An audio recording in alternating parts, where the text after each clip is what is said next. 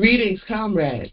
Welcome to All Power to the People podcast on Grown Folks Talking, Express Yourself Internet Radio via the Huddle Team app. We meet every Sunday at 12 p.m. Eastern Time.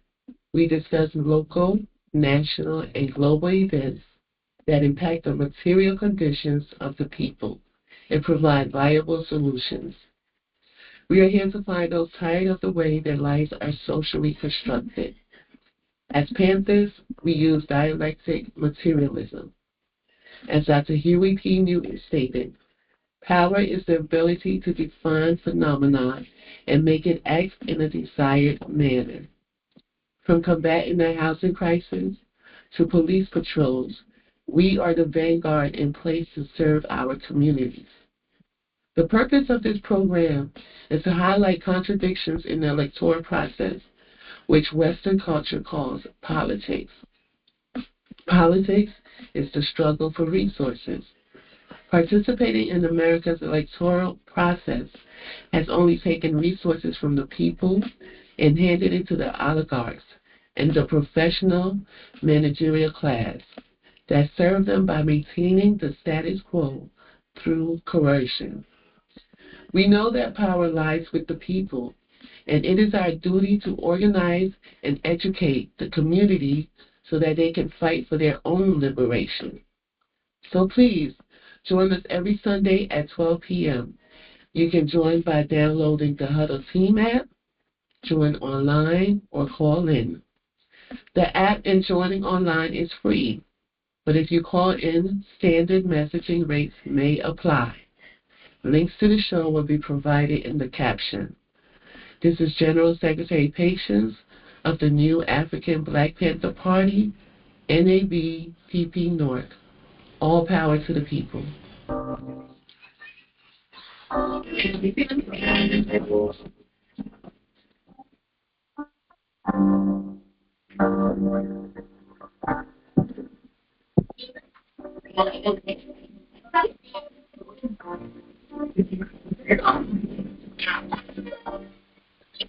I'm making carrots.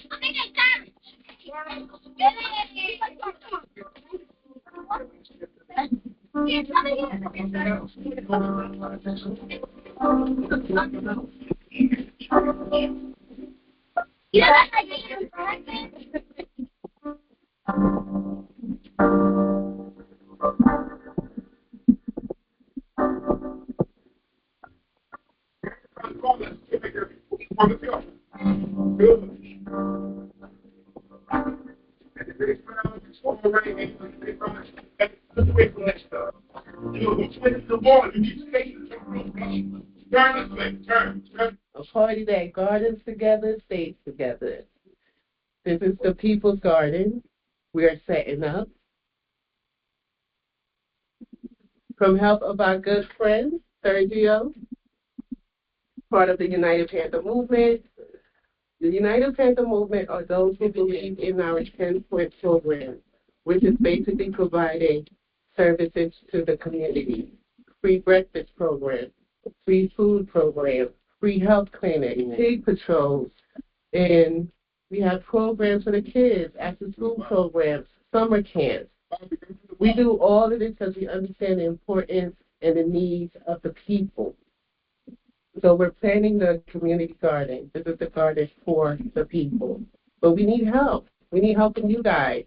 So join the United Panther Movement. To learn more, contact General Secretary Patience at 862-283-9917 or email patiencerow@yahoo.com.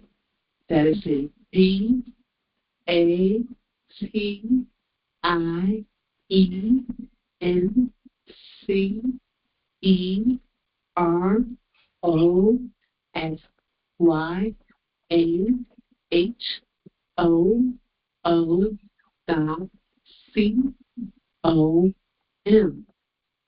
To help support the work we do, please send donations to Cash App, $ I live for the people, or Venmo /Zelle at phone number 862-283-9917.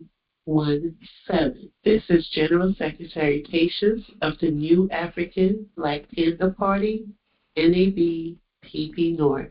All power to the people.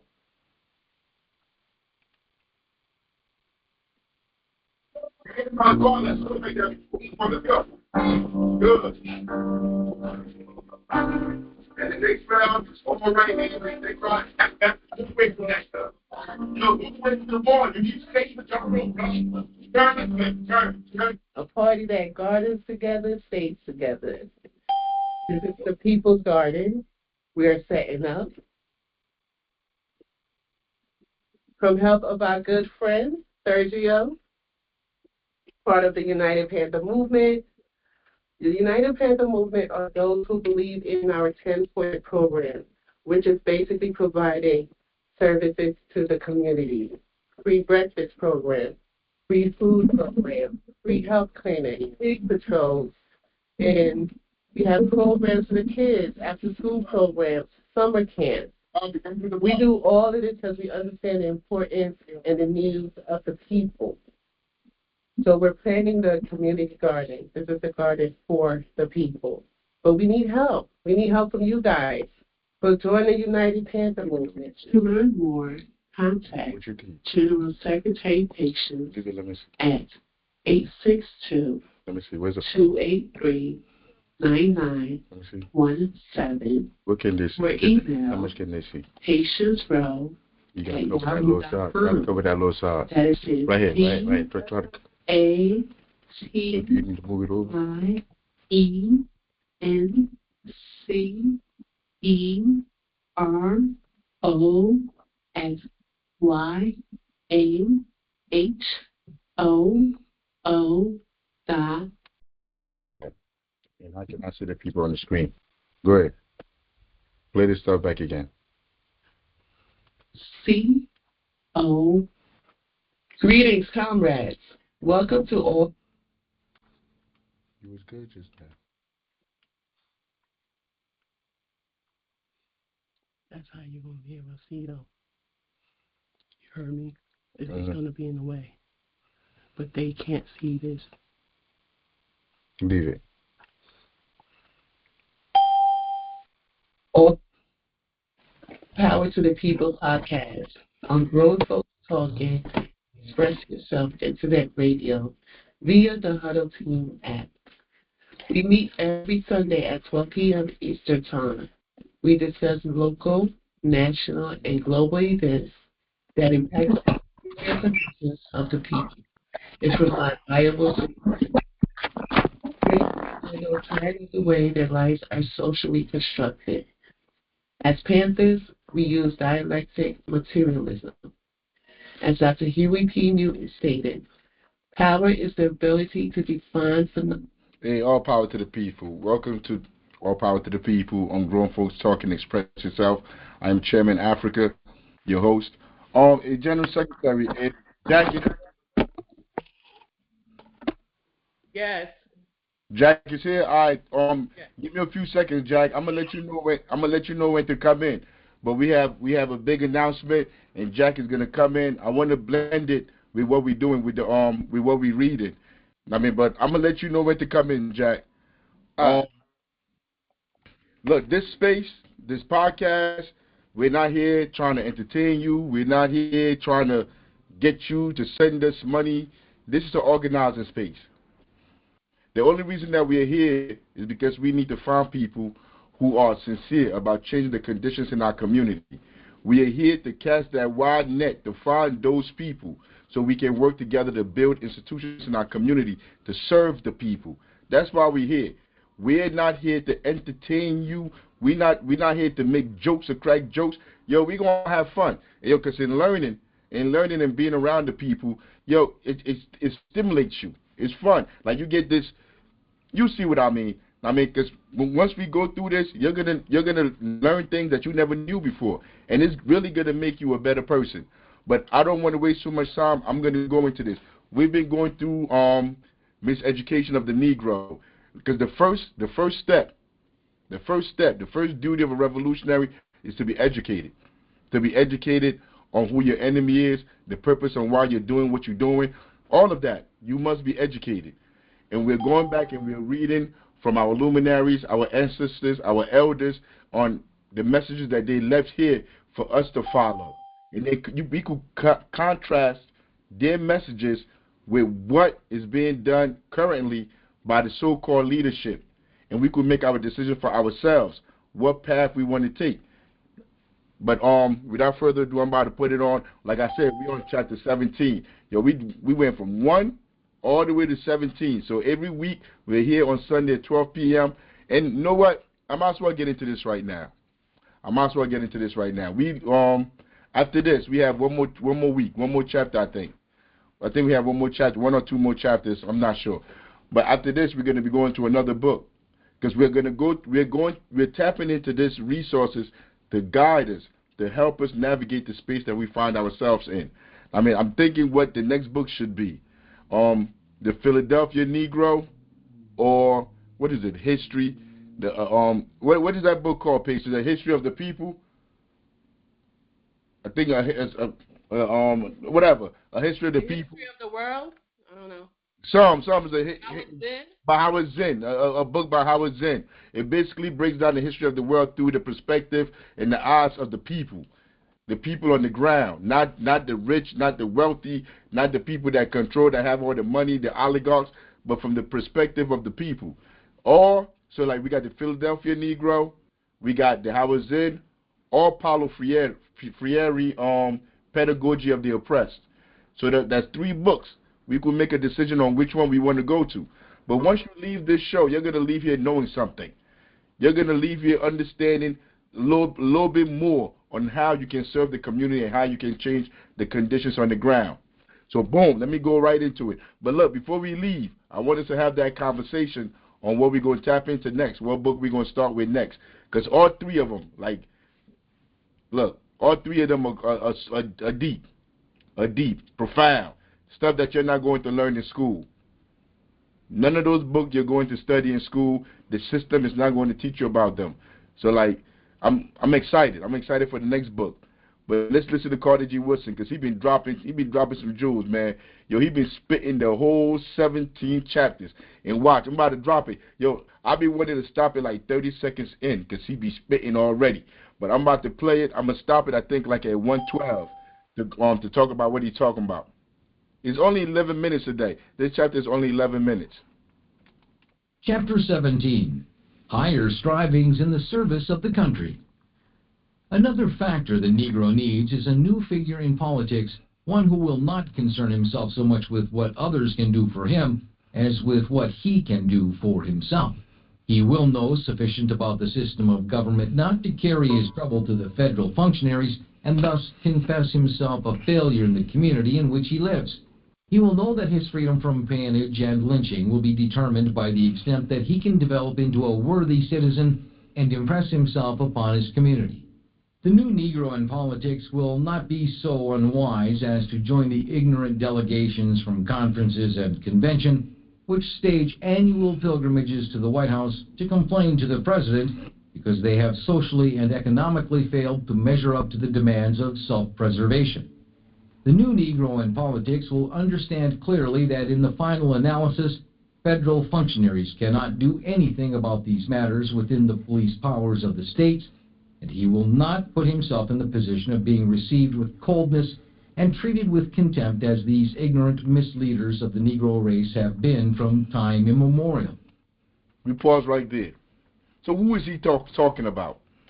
Who are these leaders that run straight to the White House, that claim to be our leaders, that run straight to the White House, run straight to the politicians to go over there to get for social credibility, to get accepted into the institutions in our name? Who are these leaders he's talking about now?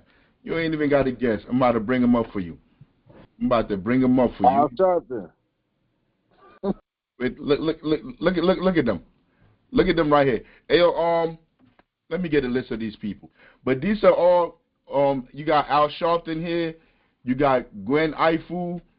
You got the dude from the Urban League. Well, I forgot his name. But these are the people. Eddie Lord or Claude, whatever. No, not Eddie Glory. Nah, he's a professor at Princeton. But Who's nah, the but guy in the bottom right here with the black suit on? I think that's the one he works. No, he don't. No, he's I think is it Meeks, Congressman Meeks or something. Oh.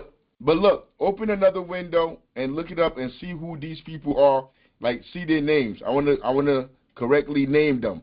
But y'all see Al Sharpton right there. He representing NANTEC, National Action Network. They out here scamming people, scamming the community. But let me know after you find the list of people that went to meet with Biden. But just now, Carter G. Woodson was just saying we need a new Negro. We need new black people in politics. Chairman, I'm looking it up, but this is an interactive podcast, so the audience should be looking up right along with me. Put it in the group, put it in the chat. Let's work together, people. What is it? 1, 2, 3, 4, 5, 6. Yeah, well, it's 6 of them. It's 6, 7 of them that went to meet with them. I mean, let's name them. But anyway, these are the leaders right here that Carter G. Woodson is saying we need to walk away from. These people that have proven to not be leaders of our community, of black people, because we're talking about the miseducation of a Negro. And the work that we are doing in our communities is centered on the people in our communities. In our communities, we understand it's more than just black people in the community. We are reading the miseducation of a Negro. The miseducation of Negro is explaining why we cannot trust these black people that work for the system. So right now, we're focusing on them. But the Spanish people that you can't trust, there are white people that you can't trust, there are gay people that you can't trust, there are women that you can't trust, there are men that you can't trust. There's everybody, or crippled people, everybody, handicapped people, everybody, that you can't trust. But right here, right now, Carter G. Woodson is saying we need new leaders separate from the leaders that as soon as there's a new president or whatever, they go straight to the White House. They're going over there to go bring about the same complaints about not hanging black people back then. Because you got to remember, he was writing this book like in the 1920s. Back then, the most important thing to black people back then was not being hung on a tree. I mean, like those the kind of things that they were going to go fight for. Today, they'll switch it over. They call it mass incarceration and police violence, so the police don't hang you in a tree or shoot you in the back. I mean, so like they go like these people that you see on this screen right here, they run straight to the White House, and Carter G. Woodson is saying the power is not there.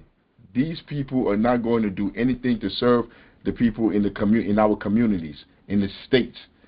That these people that's running over there to go see the president, we shouldn't listen to them. And I'm about to play what Biden said to them when they went over there, because each of them had their time to speak. I'm not going to play it. What they say don't matter. These are not our allies. These people are traitors to our communities. They make money off the blood and the suffering of our people. So I don't need to play what they said. But I can just give you a little snippet of it. But all of them say the same thing. Complain about what they complain about: police brutality, small businesses getting money, black people getting into positions of power. You know, the normal playbook. That's what they went over there saying to him and saying, like, we need to deal with this now.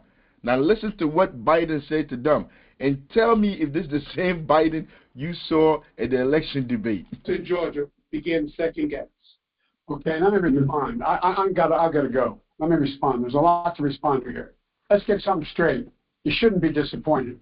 What I've done so far is more than anybody else has done this far. Okay? Number one. Number two, I mean what I say when I say it. I mean what I say when I say it. I'm the only person who's ever run on free platforms that I was told could not possibly win the election. And I never ceased from it. One was on restoring the soul of this country because of what I saw happen in Charlottesville. That was it. No one else was talking about it. The words of presidents matter. Nobody else, no progressive, was talking about it. I did. My son Bo used to have an expression. He said, remember, Dad, home base. It ain't worth the job if I can't say what I believe. I didn't want to run this time. I ran this time because of the racist son of a gun who was president of the United States of America. That's why I ran. And you remember, a lot of you told me talking about the soul of America was going over people's heads. They didn't know what we're talking about. The words of a president matter. What a president says matters. And you've never seen me shy away. In the middle of the debate, I called him a racist. In the middle of the debate with him, I took on white supremacists. I'm the guy that took on every single time somebody was threatened in this country. The only white boy you know who did it, period, out there. Every single time. So look, all I'm saying here is, guys and ladies, we're on the same exact page. The same exact page. We talked about closing the racial wealth gap. That's the single biggest thing I want to get done. It's the ultimate equalizer, no matter what else happens. Because I plan on spending over $15 billion to provide for opportunity for young black entrepreneurs to get them off the ground, black farmers to be able to own their own property, young people being able to get their first $15,000 down payment on a home, making sure that they have an opportunity to gain wealth. We can do all the rest of this unless the black community is able to make up the wealth gap, in my humble opinion, is real trouble. I support same-day registration. I'm the guy that extended the Voting Rights Act for 25 years as a United States Senator. Before, Sherilyn, you were even involved. I got in. I started off, I'm much older than you. That's why I got involved in politics. Yo, you hear how disrespectful this guy is, yo? Yo, did you see him? Look at him. Look at him pointing his finger. He said he pointed his finger like, I got into it. And all they could do is just smile. Yo, but what's their name again? She gave it to me just now. I just got it right here. Yo, this is ridiculous. So you got Al Sharpton up there, head of the National Action Network. Melanie Campbell, president and CEO of the National Coalition on Black Civic Participation. Dr. Thelma DeLay, National Chair and President of National Council of Negro Women. Damon Hewitt, President and Executive Director, Lawyer Committee for Civil Rights Under Law. Derek Johnson, President and CEO, National Association for the Advancement of Colored People. Mark Moriel, President and CEO, National Urban League. Janae Nelson, President and Director, Council, NAACP Legal Defense and Educational Fund. Maya Wiley, President and CEO, Leadership Conference on Civil Human Rights. Cedric Richmond, former U.S. Congressman. Hey, yo, whenever people are getting shot, getting kicked out of their home, pushed into the street, gentrified, you don't see any of these people. You got lawyers up there. Yo, you got, look, all of them. All the titles next to their name. All these people up there. When the people are getting brutalized on the streets, you don't see any of them. In fact, they're helping to brutalize the people on the streets. Just listen to what Biden say he's doing. I don't know about you, but you care about the soul of the country? Or you care that eggs is like $8, $7? What do you care about? That you can't afford gas, that you cannot afford a place to stay. You care about the soul of the country? Talking about young entrepreneurs. We're giving money to young entrepreneurs. All the stuff that Biden is talking about, the people outside, you, me, we don't care about.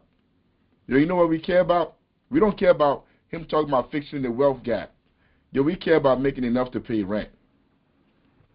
Making enough to be able to go somewhere. Not working all the time. Spending most of your time, 10, 12 hours of your day working for somebody else to get rich. Why you don't get time to spend with your family, your children, your friends. You don't have no time to just live. All you're doing is picking cotton on the plantation every single day. These are the conditions that we care about. Don't nobody care about no soul or no country. The country don't have no soul. None. It's a country. It's a bunch of states or corporations. The United States is a corporation. Corporations don't have a soul. So all this stuff he's saying, he just lying. And they just got to sit there Look at the one on the bottom right hand side with that grin on his face, because he co-signing. He worked for Biden. He the one that got these people together for them to have their Zoom call. He's supposed to be the black guy that talked to the black people. He go to the back door to let them in the back door. That's him right there. Look, he's smiling. These people are traitors, man. Like, we got to keep it 100. They don't care about us. They're not working for the people. All of them sitting there, and Biden just disrespected them right to their faces. They're not going to say nothing, or he's not going to call them back. Let me play a little bit more of this, because I'm about to get out of here. But the whole reason why I played this is to show you what Carter G. Woodson is talking about, because we're doing a contrast. Carter G. Woodson is saying we can follow leaders that run straight to the federal government to go ask them how to fix our issues in our communities, that we should be fixing them ourselves. Once we fix them ourselves, once we show we can take care of ourselves, people will be running, beating a path to our door, trying to tell us to come into what they're doing. And we have to talk about politics, what politics really is, because politics is the struggle for resources. That's what politics is. And the resources always in the hands of the people. The people are the resources. If we don't go to these jobs, if we don't buy this stuff, if we don't entertain anything that they're doing, that it's corporations, they're done. They're dead. Everything's in the people. Everything's in the people. That's why the power is in the people. When they say all power to the people, that's what we're talking about. The power is in the people. That's not deniable. Nobody's going to argue that. Not even these clowns. They're not going to argue that the power is in the people. We're just not organized. That's why people like Biden have demented. Like, this is like 4 years ago. Yo, can you imagine now? He can't even get a word out. I wonder what they shot him up with for him to go in there and have that meeting. That's the most vigor I've seen him have in years. Just listen to how he talked to them. Let me play a little bit more. The assault on the black vote and voting rights across the nation has never been more ugly than it is today. You got to go all the way. Really? He said it has never been as bad as it is today. Really? Really? 60s, 70s, 80s, the assault on the black vote. But vote for what? They'll vote for what? You see, because that's how they have us brainwashed. We all thinking the perimeters of this debate is between electoral process and that's it. That is where the political power is, in the electoral process, in these institutions that imperialism have created. We all think that's where power at. That is where power at. Power is with the people. You walk away from their institutions and you build your own institutions. Their institutions will crumble and die. Without people going into them buildings, without people entertaining whatever they got that they put up, the institutions they put up, they will die. They will wither and die. And this is not an opinion. This is not me saying them. This is a scientific fact. If the people organize right now and start building schools in the community and send their children to those schools, who's going to the public schools? Who are they going to be paying those teachers to come in there and miseducate? That's what I mean by the power is in the people. But the people never exercise their power. They listen to these traitors that Carter G. Woodson was just talking about. And these traitors are like sheep herdlers. They hurdlers. They take us, they come out, they give them money, and then they come in the community, they give out turkeys, they do little stuff in the community, bring hip-hop artists out to come out and come rap and come do something, and they tell people, come on. And then they pay a few people in the community to go out and work for them in the community, to bring people in so they could go out and go vote for these people. But that ain't been working. That ain't been working recently. Because they're not in the community. The people don't vote no more. The people don't care about voting. The people know voting is a scam. Let me play them again. I'm going to try not to turn them off. Back to the original Jim Crow to get where this guy is. If in case you haven't looked, we have the largest voting right. Kristen, my operation, 1,000 lawyers, bigger than you or anybody else out there on voting rights. 1,000 in this campaign. Not a joke. 1,000. So I want you... 1,000 lawyers that are out there working on voting rights. Yo, there's people all around the country being illegally evicted. The gentrification effort is not that people can't afford where they live at. That is not it. That's not the problem with gentrification. Gentrification is these landlords, these corporations that have bought up these homes are now doubling and finding different ways to make people move out of their homes. So, okay, let me give you an example with a couple of people that we're helping. Your roof is leaking. You got children in the house. It's not safe for them. If somebody from the department come in there, they're going to take your kids away. Because, like, the way that they're living, there's holes. Everything is messed up in the house. The pipes are leaking. And you go down and you try to ask these people for help. The city is working with the landlords. So they tell the landlord, the person that's complaining, and the landlord start the process to remove that person. Even quicker, because they're not fixing the stuff that's wrong in the house. So the person is upset. They already want to leave because they're not fixing the stuff. So now you go down there to go complain, and the landlords find out. So now they make the process quicker. How they make the process quicker? Every day you come home from work, after working like 10, 12 hours, they got a note on your door that's saying you're going to be evicted. You got to come down and speak to somebody down in the office. You got to go to work. They want you to take time off to come speak to somebody in the office about you getting evicted, about them doubling your rent, about them saying your apartment is too big, they're going to add another room in there so they could make more money. All kind of stuff. Or they tell you, you know what? They did this to my brother. You see, because we all have these personal stories about these institutions. They told my brother, yeah, the stuff is messed up that you're complaining about. So we need you to go live somewhere else, try to move out for a little bit so we could fix it. But when you come back, this part of the house right here, like the dining room, we're going to turn this into a bedroom. So you're going to have to pay more money to live here. That's what they told my brother. He told him, my brother. He told him, no, I ain't giving you nothing. Like, you know what? You don't even have to come in here and fix nothing. I'm not even paying you no more. I'm not giving you rent no more. Go to court.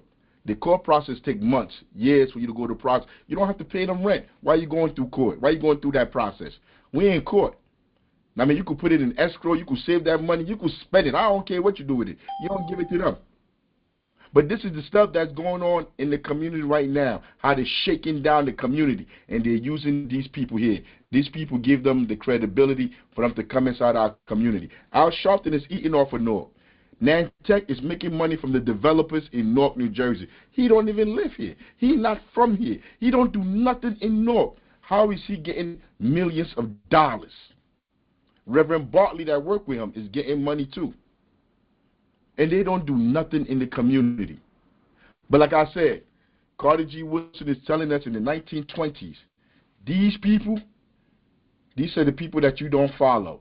We need new leaders in the community. And we're going to get to that in a second. I don't know if I should play this because he went on. He went on for a minute. I know. Look at the 30 years the best. Cedric's been with me from the beginning. And Cedric look at how shaking his head, yes. Overseeing a great deal of this, and not all his responsibility, but he's in every single meeting. He's an assistant to the president. He's in every single meeting. That's him in the box right here in the right. Period. Cedric. Period. He assisted. So what we're going to be doing here is making sure that we have diverse hiring, not only and for the main cabinet positions and the sub-cabinet positions, but diverse hiring. Diverse hiring means they're going to bring people that look different, like people that look black but are really white or really imperialist. They're going to bring those people in because it's not really about your handicap. It's not if you're handicapped. It's not if you're LGBTQ. It's not if you're black, you're a woman. None of that matter. That's called identity politics. I mean, all that matters is your philosophy when you walk up into that into the system.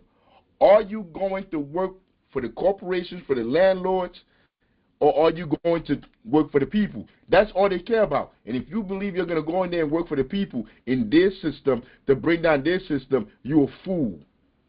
Somebody done lied to you, bamboozled and hoodwinked you if you think you're going to get in there. You're not getting in there unless they have a track record of you selling out, that you showed them for years, a whole career, that you can sell out, and then you will be in the Supreme Court. Ketanji Brown, whatever her name is, Jackson. You'll be sitting up in the Supreme Court. they'll put you in there because you don't allow corporations to steal from people your whole career. You don't show that you side with the corporations over people. Anyway, I'm done with Biden. So, like, let's go back to Carter G. Woodson real quick. I'm done with Biden. He ain't really saying nothing. I'm done with him. The Democratic Party done with him. Everybody done with Biden. Life is done with Biden. Chapter 17. Higher strivings in the service of We wasn't there. Negro in politics then will appeal to his own and to such friends of other races in his locality as believe in social justice. No, let me bring it back. The new Negro with contempt as these pro-race have been from time immemorial. The new Negro in politics then will appeal to his own and to such friends of other races in his locality as believe in social justice. If he does something for himself, others will do more for him. The increasing vigor of the race then will not be frittered away in partisan strife. They keep using Negro. Remember, that's a term, that's how they talk in the 1920s. Every time he say Negroes, think people, the people in the community. Every time he insert Negro, insert the people in the community. Think about your neighbors. Think about everybody that live outside your home, your apartment, wherever you're at. Everybody that live in that surrounding area. Everybody that's going through the same conditions that you're going through. Because if you're living all in the same area, by and large, you're in the same class. Like, you could think in your mind you're not. But like, you all live in the same space, you by and large in the same class.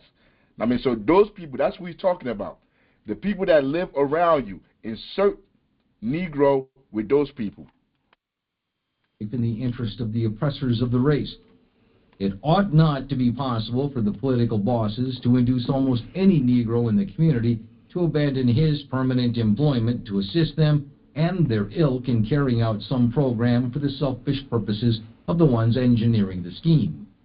It ought not to be possible for the politicians to distribute funds at the rate of $50 or $100 a head among the outstanding ministers and use them and their congregations in vicious partisan strife. It's almost shameful that some ministers resort to religion as a camouflage to gain influence in the churches, only to use such power for selfish political purpose. The Negro should endeavor to be a figure in politics, not a tool for the politicians. This higher role can be played not by parking all of the votes of a race on one side of the fence, as both blacks and whites have done in the South, but by independent action. The Negro should not censure the Republican Party for forgetting him, and he should not blame the Democratic Party for opposing him. Neither can the South blame anyone but itself for its isolation in national politics. Any people who will vote the same way for 3 generations without thereby obtaining results ought to be ignored and disfranchised. As a minority element, the Negro should not knock at the door of any particular political party. He should appeal to the Negroes themselves, and from them should come harmony and concerted action for a new advance to that larger freedom of men. The Negro should use his vote rather than give it away to reward the dead for some favors done in the distant past. He should clamor not for the few offices earmarked as Negro jobs, but for the recognition of these despised persons as men according to the provision of the Constitution of the United States. The few state and national offices formerly set aside for Negroes have paled into insignificance when compared with the many highly lucrative positions now occupied by Negroes as a result of their development in other spheres. Sometimes a Negro prominent in education, business, or professional life can earn more in a few months than the most successful politician can in years. These political jobs, moreover, have diminished in recent years because the increase of race prejudice, which this policy has doubtless aided, supplies the political leaders with an excuse for not granting their Negro co-workers anything additional. The new Negro in politics must learn something that the old ward healers have never been able to realize, namely, not only that the few offices allotted Negroes are insignificant, but that even if the Negro received a proportionate share of the spoils, the race cannot hope to solve any serious problem by the changing fortunes of politics. Real politics, the science of government, is deeply rooted in the economic foundation of the social order. To figure greatly in politics, the Negro must be a great figure in politics. A class of people slightly lifted above poverty, therefore, can never have much influence in political circles. The Yo, that was a lot. I told you he'd be spitting. I told you. In that little what? I think that was what, like 3 minutes. Yo, there was so much that he said. I don't even know where to start. If we want to be respected, and because he mentioned in there what real politics is. He mentioned in that low three minutes, he even spoke about what real politics is. Politics is the struggle for resources. That's what real politics is. Not entering the electoral process, not joining a party. That is not politics. The people must come together on their own outside these institutions to organize within themselves to solve their problems amongst themselves. Why? Why are they not going to the government? Because the government has betrayed them. The government doesn't belong to them. Now, this was in the 1920s. He was talking this.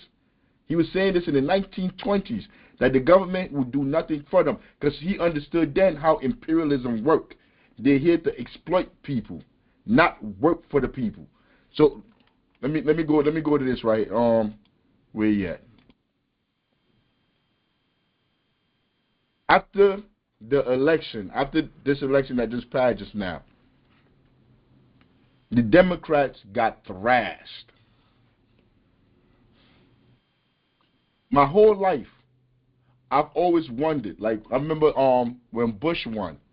Like, I used to say to myself, like, because if you don't remember that era of Bush, how ignorant. Like, people think Trump is stupid now.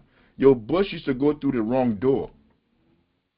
Like, if you go back and you watch clips, like, he used to go up there to address the world. And then after he addressed the world, he'll turn around and they'll show him walking to the wrong door, like grabbing the door. He can't go through there, just looking like a straight buffoon. I'm never going to forget that out of my mind. Like, he couldn't even speak. He couldn't put a sentence together. He used to be a drunk. He used to get all kinds of... And we thought Bush was never going to win. Bush won. And back then I used to ask myself, like, how do Democrats lose when they're fighting for the people and all like the people should be supporting the Democrats? Because I was young. I was naive. That's like me coming into politics, understanding what politics is. And now, after 20-something years, after a lifetime of watching politics, watching these politicians, I now understand why they lose. Because they're just like the Republicans. You see, but their part of the game is them lying to the people and trying to convince the people that they serve them. See, that's their part of the game. The Republicans are reactionary, they're racist. Yeah, they have all those, yeah, that's dumb. Like, and they wear it on their sleeves. But the Democrats are worse. They're like what Malcolm called them, the fox. The fox and the wolf. The Democrats are the fox. The wolf just come in and tear you up. The Democrats come in there all nice and sweet, and then they eat you up the same way too. And I used to wonder to myself, so after they lost, this is what they're gonna do now. I don't know who this guy is, but he like 20-something years old. So now instead of understanding that the Democratic Party is not getting people to come vote for them, because the people in the community that the Democrats are in charge of are being thrown in the streets, are being made homeless. Their water is poisoned. Their air is polluted. And the Democrats have done nothing. So after losing all those people that supported them before, you would think in your mind, if they were being reasonable, if these two parties were different and they really wanted to change, they really wanted to get back into power, they'll be going into the communities, working with the people, trying to get the people to join them. That's what they'll be doing. But they're frauds. They will never do that. Imperialists will never do that, because you got to remember, at the end of the day, they serve the landlords, they serve the corporations. So they have to like pump fake you. They have to fake you. They have to fraud you, coerce you into supporting them. So they bring this little clown right here, and he's going to come on here, and he's supposed to be the young person, because the Democrats need young people. That's what it is. Is these people are too old. The Democrats, but they're going to go through young class. They're going to go through all of that. By the time they're done with the interview, they're going to touch all of that. Yo, I used to say this like a year ago, 2 years ago. I used to say, yo, when things flip, these same fake Democrats, neoliberals that act like the state, like Biden, like the government, like all these people cannot be critiqued. All these people that protect the institutions will become more revolutionary than me. People like Afrikan in Newark. I think I said that to him personally. He's I forgot what title he owns out here, but he's something. Afrikan, he's something. Well, he's a Democratic surrogate, but he also worked down at City Hall doing wills and stuff. I forgot what they call that. Yeah, he a surrogate, whatever he is. But I told him, because he's with the Hillary Clinton, he's with the Biden, he's with everything that these people, the government, been pushing out. And I told him, it's gonna come a time when you're gonna be more revolutionary than me. You wait till you see the words that come out Simone Sanders' mouth. She worked for what's her name, Kamala Harris, for Kamala, however you call her. I don't know. The elections is over, so she probably Kamala now. But wait, first she was on. Let's look. No. We're gonna go back. We're gonna go back to Bernie. Yeah. David Hogg. Wait, okay. Yeah, she used to work for Bernie. She came out like that's how we knew her. That's how the people that wasn't involved in the Democratic Party. We became aware of her. I became aware of her when she was working for Bernie Sanders. Then when she saw Bernie was about to lose, she jumped ship. Yeah, we know women like that. We know people like that. She jumped ship and she went to Biden. So like, remember what I said about philosophy? If your philosophy is with Bernie, working with the people, serving the people, or that class, all that, if that's where your philosophy is, how can you jump ship and go work with Biden, who's a capitalist? All out, like a white nationalist, all on his sleeve. How can you jump ship and go work for that person? Because you have no philosophy. You have no philosophy. You just sell yourself to whoever is going to pay you the most. You work off being paid. That's who you are. You're a bad person. You're not a good person. Nobody should follow you. Nobody should listen to you.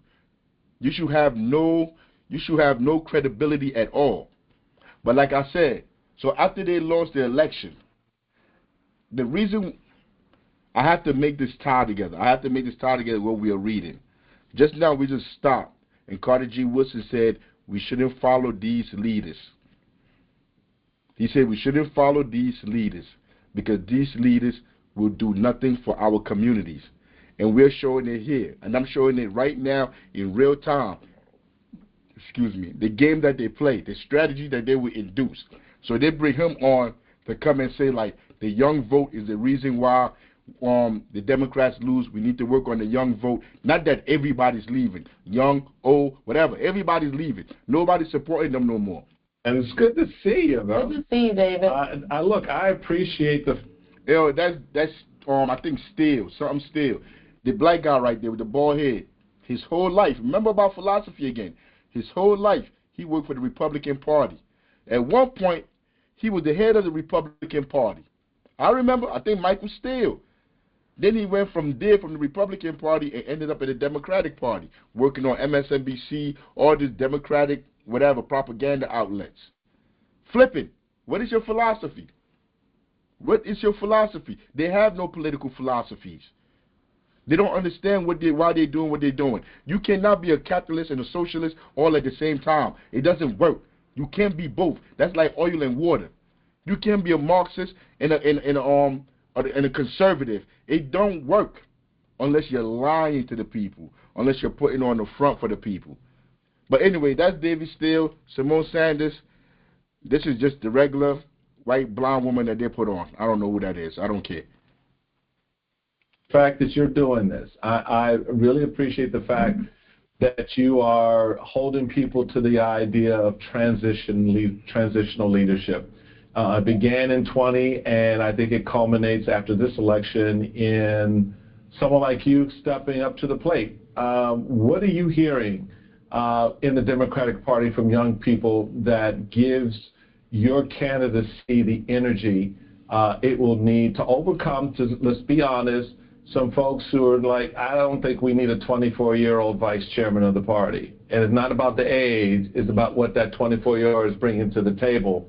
And you have an opportunity to bring a very important constituency to that table. Talk about that. Well, for one, I think that there's a real reckoning that's happening in the Democratic Party, unfortunately because of the 20-point shift to the right of 18 to 29-year-old voters that we saw in this election. And when I was in the audience at the executive committee meeting at the DNC a few weeks ago in Washington, D.C., and their pollster was talking about why we lost the election, the first thing that they brought up was 18 to 29-year-old voters. And I looked around the room, and I basically saw nobody else that looked like me in terms of my age, under the age of 30. All right, so boom. So they got their little room. They go in there to find out why they lost the election. And he said the first thing they talked about was age. It ain't about housing. It ain't that people can afford to eat. But none of that is ringing in their mouth because they don't care. They don't care about those people. Yo, we're nothing to them. We're nothing to these people in the Democratic corporation because the Democratic Party is a corporation. A corporation managed by millionaires and billionaires. They care about people in their class and people that they're trying to pay for them to help oppress the rest of them en masses. That's how this thing here works. So he's here. He's talking about they came Democratic National Headquarters, 430 South Capitol Street. They go in there to go talk like why we lost this election. You should have brought me in there. I would have told you. But they don't care about really knowing. They don't care. Oh, my hand be coming up on the YouTube. I got to keep my hand down because I'm all on the YouTube too. But anyway, they don't care about the people. So to them, identity politics is still what they're going to lean towards. So he said, they say we lost because of the young people. He looked in the room, ain't nobody really in there young. I'm gonna let him keep talking. And we can raise all the money that we want, but that's not going to change the fact that if we don't have the types of voters in the room that we're trying to target, a lot of that money very likely is going to be mistargeted. And surprisingly, there's been a lot of good support from older people as well across the party, where there's a reckoning and an understanding that there's a need for intergenerational leadership with the wisdom of people from the past, but with the fresh ideas of people from my generation as well, and building that coalition and diversity into our party. Because right now, in terms of the age diversity of the DNC, currently less than 6% of the entire body of voting members are under the age of 36, which is insane compared to how much our party actually relies on them to build our power. You talked about voters 18 to 29. I want to pull up for you what the gender split looked like in this past election. This is from an NBC exit polls, the 2024 presidential. You had men 18 to 29 breaking for Donald Trump, 49%. Women, same age, breaking for Harris, 61%. We talk about young people generally. When you talk about young men, what do you need to do to make up those numbers? I think we need to end the false dichotomy that says that we need to either focus on young men or focus on young women. Our young men are struggling around the country. There's a mental health crisis, there's an educational crisis, and there's a whole litany of other issues that we have to address. Mental health. You see what he's going to? You see what he's going? All the stuff that people not really like. When I go outside and we try to help people in the community, they're not saying, "Yeah, my mental health is killing me." Yo, they're saying like they don't have nowhere to stay.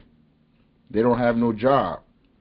The job that they have is not paying them enough to survive. They can't afford to eat. Yo, all this mental health goofy stuff they be talking about, don't nobody really talk about that outside. You know why people have mental health problems? Because they don't have nowhere to stay. If you're sleeping on people's couches, if you can't eat, if you're starving out here, yo, you will have mental problems. If you gotta sleep in that weather out there, how you not gonna have mental problems? And then you have kids.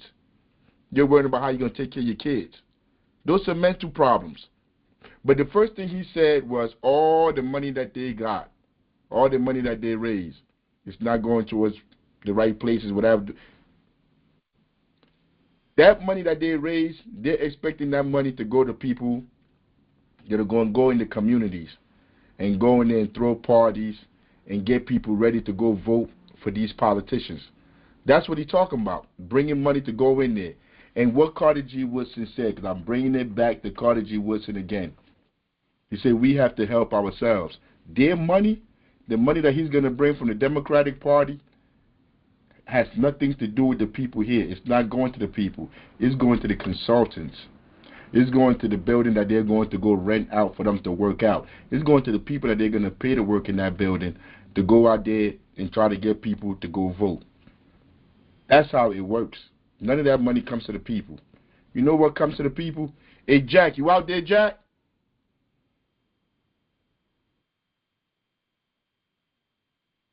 Hey, is Jack still out there, General Secretary Paces? I'm checking. Give me a second. I know I ain't put anybody to sleep. I put y'all to sleep? Why can't I see the thing? Hold on. Because we got an announcement. Like, this was a perfect segue. Yeah, I don't see Jack. Yo, send him a text. Send him a text because he probably caught up. Jack out right now. He in the streets right now trying to do some work right now. So he probably caught up in something right now. But this is a perfect segue. And I'm going to speak till he come on. Yo, Carter G. Woodson said we have to be able to work in our communities to serve ourselves. Yo, the whole purpose of having this space, having this podcast, coming here to talk to everybody here, is to find people. To find people that are ready and are sincere to work in our communities, to serve in the communities, to build institutions that serve in the community. What do I mean by build institutions? The way how people behave, everything they do is controlled by institutions. I am sitting here right now speaking to you in English, talking to you right now in English, because I went to school from kindergarten, from middle school, all the way that taught me how to speak English, to be able to communicate with you. And you went to school. We all went to school where they all taught us how to speak English. That institution was called schools. If we want to change how people behave and how people think, we must create our own institutions.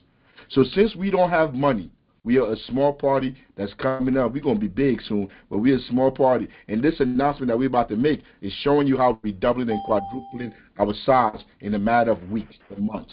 But be that as it may, you build the institutions to be able to dictate and control how people think and how they behave and how they move. We have an institution. We have several institutions in our community. We have the food program, which is an institution where we go out 3 times out of the week and we go deliver food to people's homes, make sure nobody goes hungry. We want that institution to be here even after we're dead, even after our children is dead. That institution is always going to be in the community to serve the community with the food that they need to survive, because you meet the people where they at. We have another institution that we have erected from the ground up. We have the after-school program because we can't afford to go build a big school. So we have an after-school program, and we don't have enough people to house it. So we have the after-school program where every day when the kids get out of school, every single day after they come out of the plantation school, after they come out of them imperialist schools, we bring them. Brother Che. All power to the people. Bro, how you doing, Shay? I thought I heard you, Shay. Shay, you here? You got to unmute yourself. Feeling blessed, Professor. Just came to learn, man. All power. You just got here?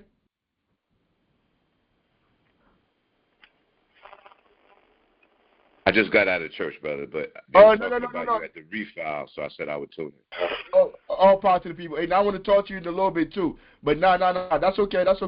Now, I mean, you missed a little bit, but we still got more. But I'm gonna hit you in a second. But yeah, but like I was saying, we're building institutions to control how people think, to change the community. We have the after-school program where we have about 20 kids that come through.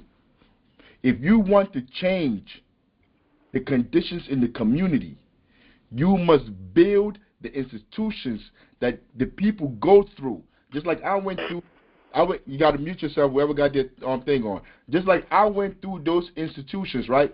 And I know how to speak English now, and I can communicate with you. We all communicate in English. We have to build institutions that our kids come through, that shows them what this world really is, the world that they're a part of really is, and how they can survive in that world, and how they can hold on to their humanity. You have to erect those institutions from the ground up. Since we don't have millions of dollars to go build big schools and all, we have the after school program. We drop the kids off every morning to school. Yo, that's time that you're sharing with that kid. Then when that kid comes home, we pick them up from after school, and we take them to the after school program. That's more time you're spending with that child. Then we do homework, then you go into the training, then by like 7 o'clock, you take that child home. Yo, we have 20 children that we have in our program, at least, because they come and go. I mean, like, sometimes, like, but anyway, that we're working with every single day, helping them, guiding them through this world. That's an institution that should be here even after we're dead, even after our children are dead. And those institutions are producing minds that are able to sustain and maintain whatever gains we have made. That is different from going to go cast a ballot, or going to go vote, or going to get money from the Democratic Party, the Republican Party, the Green Party, to come and hustle up votes to go vote for a politician. We're not doing the same thing. And there's a clear line drawn there. There's nothing to negotiate about. There's nothing to talk about. We don't believe these institutions, all of them, are serving the community. So we're not participating on them. I mean, we're not depending on them. I mean, that's a clear line of demarcation. Like, we not over there. That's their own thing, and they're all frauds. Like this boy right here that's on the screen, he's a fraud. If the Democratic Party didn't own him, he wouldn't be on MSNBC talking to those people on there, to Steele and Simone Sanders. He wouldn't be there talking to them.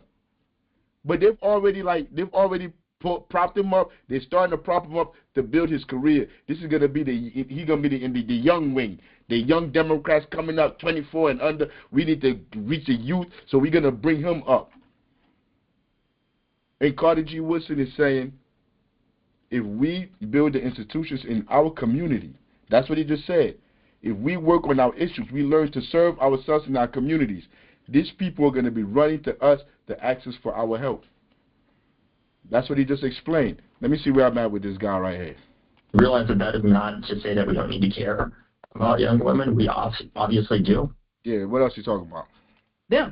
Do you care about that? And then, unfortunately, some of the largest shifts, mainly powered by young men to the right, in over 20 years of Democratic, or 20 years of elections history. And if we don't start to acknowledge this problem, it's only going to get worse. And it's going to get worse not only for our party, but for people across the country, because men are going to keep going more and more to the right. David, up until I went to work in the White House in the first year of the Biden administration, I was a DNC member. And so I'm interested in, what are the conversations you've had with DNC members? Have you met with any of the caucus chairs? And have you met the threshold to officially be on the ballot? I believe it was 40 signatures needed from DNC members. Do you have those? So, yes. She already knew he already got that. But to even be in that space, to even talk, to even run for anything, they got to let you in. Not the people, the DNC people that are already bought off. They got to let you in. If he's already been bought off because they let him in, you think they'll let Africa go in there? You think they'll let me go in there say anything? They would have locked the door, and they'll have people standing at the door to arrest me. But they already let him in already. They already gave him their sign of approval. I told you he wouldn't be there if he wasn't a stunt dummy for them. That's what he's there for. I want to go on to Simone Sanders. And we don't even need to hear this guy speak, really. Well, and that is why I made the point yesterday about people often talk about, this has literally been going on since Fred Hampton, but Reverend Jesse Jackson, Dr. King, right? Heck, Bernie Sanders talked about organizing across class as well, because the reality is when you align just along, if we're going to just specifically talk about white people for a second, okay? If we just talk about aligning just across race, we are seeing the divisions happening right now. The white billionaires, Elon Musk is not saying, yes, I'm fighting for the little guy. Yes, I'm out here, looking out for the forgotten white man. He is saying these folks are mediocre and let me get somebody else to do it, which is why folks, white, black, Latino, Native American, Asian American, and Pacific Islander, and otherwise, they have to look at organizing across class, okay? Because the reality is what they said, as Michael said, what they said about black people all those years ago, and they're still trying to say it about us, to be very clear. Now they're saying it out loud about people who are not black, about you, okay? If they came for us, now they're coming for you. You are not exempt, boo-boo. Let's come together. See that? Yo, I'm telling you, like, I grew up in the church. And they used to say, I remember the part in the Bible, they used to say that the worst people, like hell is reserved for false prophets.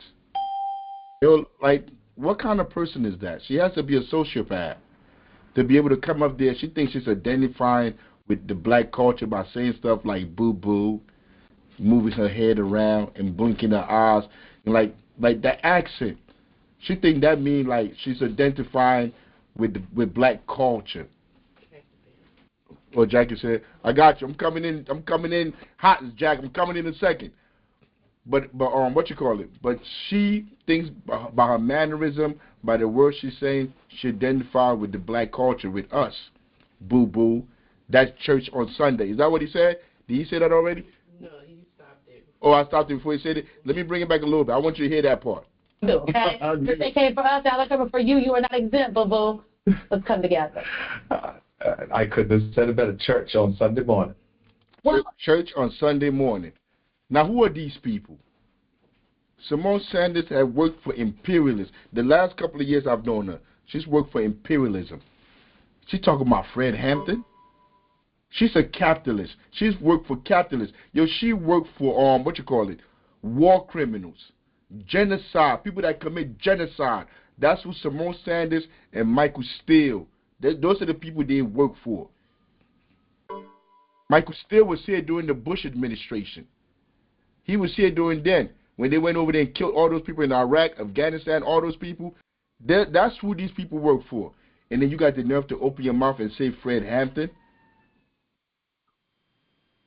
Like, these people are savages. Look, you can't sit there and have a sincere conversations with these savages. They are. Like, somebody that can sit there and they know they have worked and they've protected people that have thrown people in the street, murdered people, killed people, dropped bombs on people. That's what you have served. All those people that's dying in Palestine, she worked for Kamala Harris and she worked for Biden. I couldn't work for no people committing a genocide. I know genocide is cool today. Today, anybody could just commit a genocide. Hey, it's nothing. Even though you grew up your whole life there in school talking about how the Holocaust was so this, that, and third, Israel can just bomb and kill people left and right every day, and it's nothing. Because people like Simone Sanders, like Michael Steele, like all these people, their job is to coerce the masses of people that we don't see what we see. That what the Democratic Party, what Biden and them doing, I'm talking about sending money, sending bombs. Because that's what they're doing. If you don't understand, when we say like Biden and them commit genocide, okay, so you have Israel. Israel don't have the weapons to go out there and commit a genocide, but Biden, the Democratic Party, the Republican Party, all these people, they write them a blank check, and then they take our tax dollars and they give it to weapon companies to send them the bombs, the chemicals, all the stuff that they're going to need to kill other people. You're a war criminal. You're a sociopath. I don't want to be part of that. I don't want to assimilate into that. And Carter G. Woodson is telling us these people right here are going to do nothing for us. And just now we was listening to, I don't know what his name was, Mark, whatever his name was. We was listening to him explain about all the money they have, but this money's not targeted in our communities. You know what they want to use that money to target and do? To come in and get social credibility.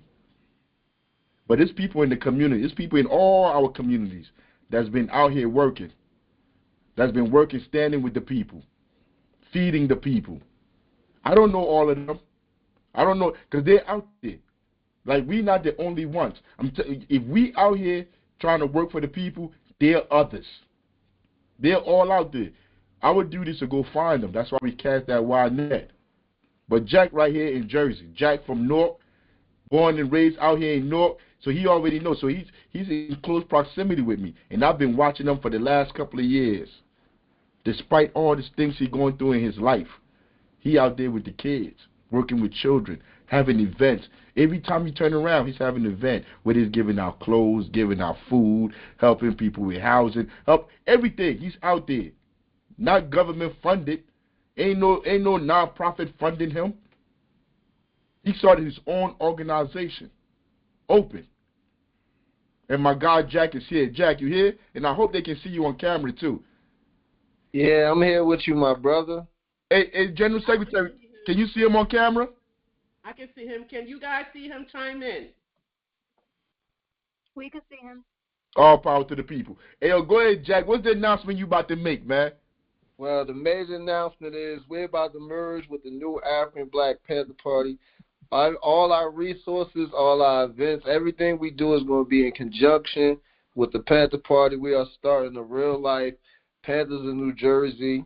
So as Chairman Africa bust y'all in the head with the political education, I'm a galvanize, mobilize through love and selfless acts of pain. The terrain, we're going to reach the people. Starting in February, we're going to be everywhere. There's no need for no cameras, no need for that. All we need is the people. We're going to educate the people, and we're going to show them some love. All power to the people. All power to the people. So like I said, we're going to, through my resources and the people that's with me, we're going to integrate with y'all, and we're going to get into these fucked up public school systems in Newark. We're going to get in there. We're going to get to these street corners where people say they are, but they really ain't. You feel me? And we're going to get to the hearts of the people, not just to their pockets, because we don't need their pockets. We need them. We need we need all the people, because everybody can play a part. I don't care how stupid you is or how smart you is. We can use you. You feel me? Whether it's helping volunteering or even help tutor a kid. You feel me? So, you know what I'm saying? Whether you're here to stop somebody from getting shot or help somebody recover from being shot, we need everybody, every facet of the people. And that's the announcement. We are one now. Open, our people affecting neighborhoods, and the new African Black Panther Party. We are the Panthers of New Jersey. And through my connections with the original Black Panther Party and the Black Panther Party for Self-Defense Alumni Association, we're gonna get to Oakland, we're gonna get to Chicago, we're gonna get to LA, all through selfless acts of love for the people. All power to the people, yo. And this is major, because I'm showing you. We listen to Carter G. Woodson. You heard him a few minutes ago. Yo, I stopped it at 4:58, I think, and he was talking about, this is chapter 17 of Miseducation of a Negro, and he's telling us in there the only way we can change our condition is to do it ourselves. We cannot depend on any of these people, these politicians. Jack is on the front line. He's a father. I mean, he got kids. He go to work every day, but he still put in that time on the ground because he loved the people that much. And him coming over with everything he's been doing for years, all the people that's following him, it's only going to make our institutions stronger.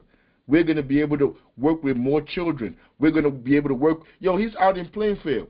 We're going to be touching everywhere. When the food comes, we're going to deliver the food out there. If you do the work, it's going to pay off and it's going to show itself. This is just the beginning. This is just the beginning. We had our meeting as an organization. We had a meeting yesterday, and we're starting dues. We're going to be paying dues in our organization.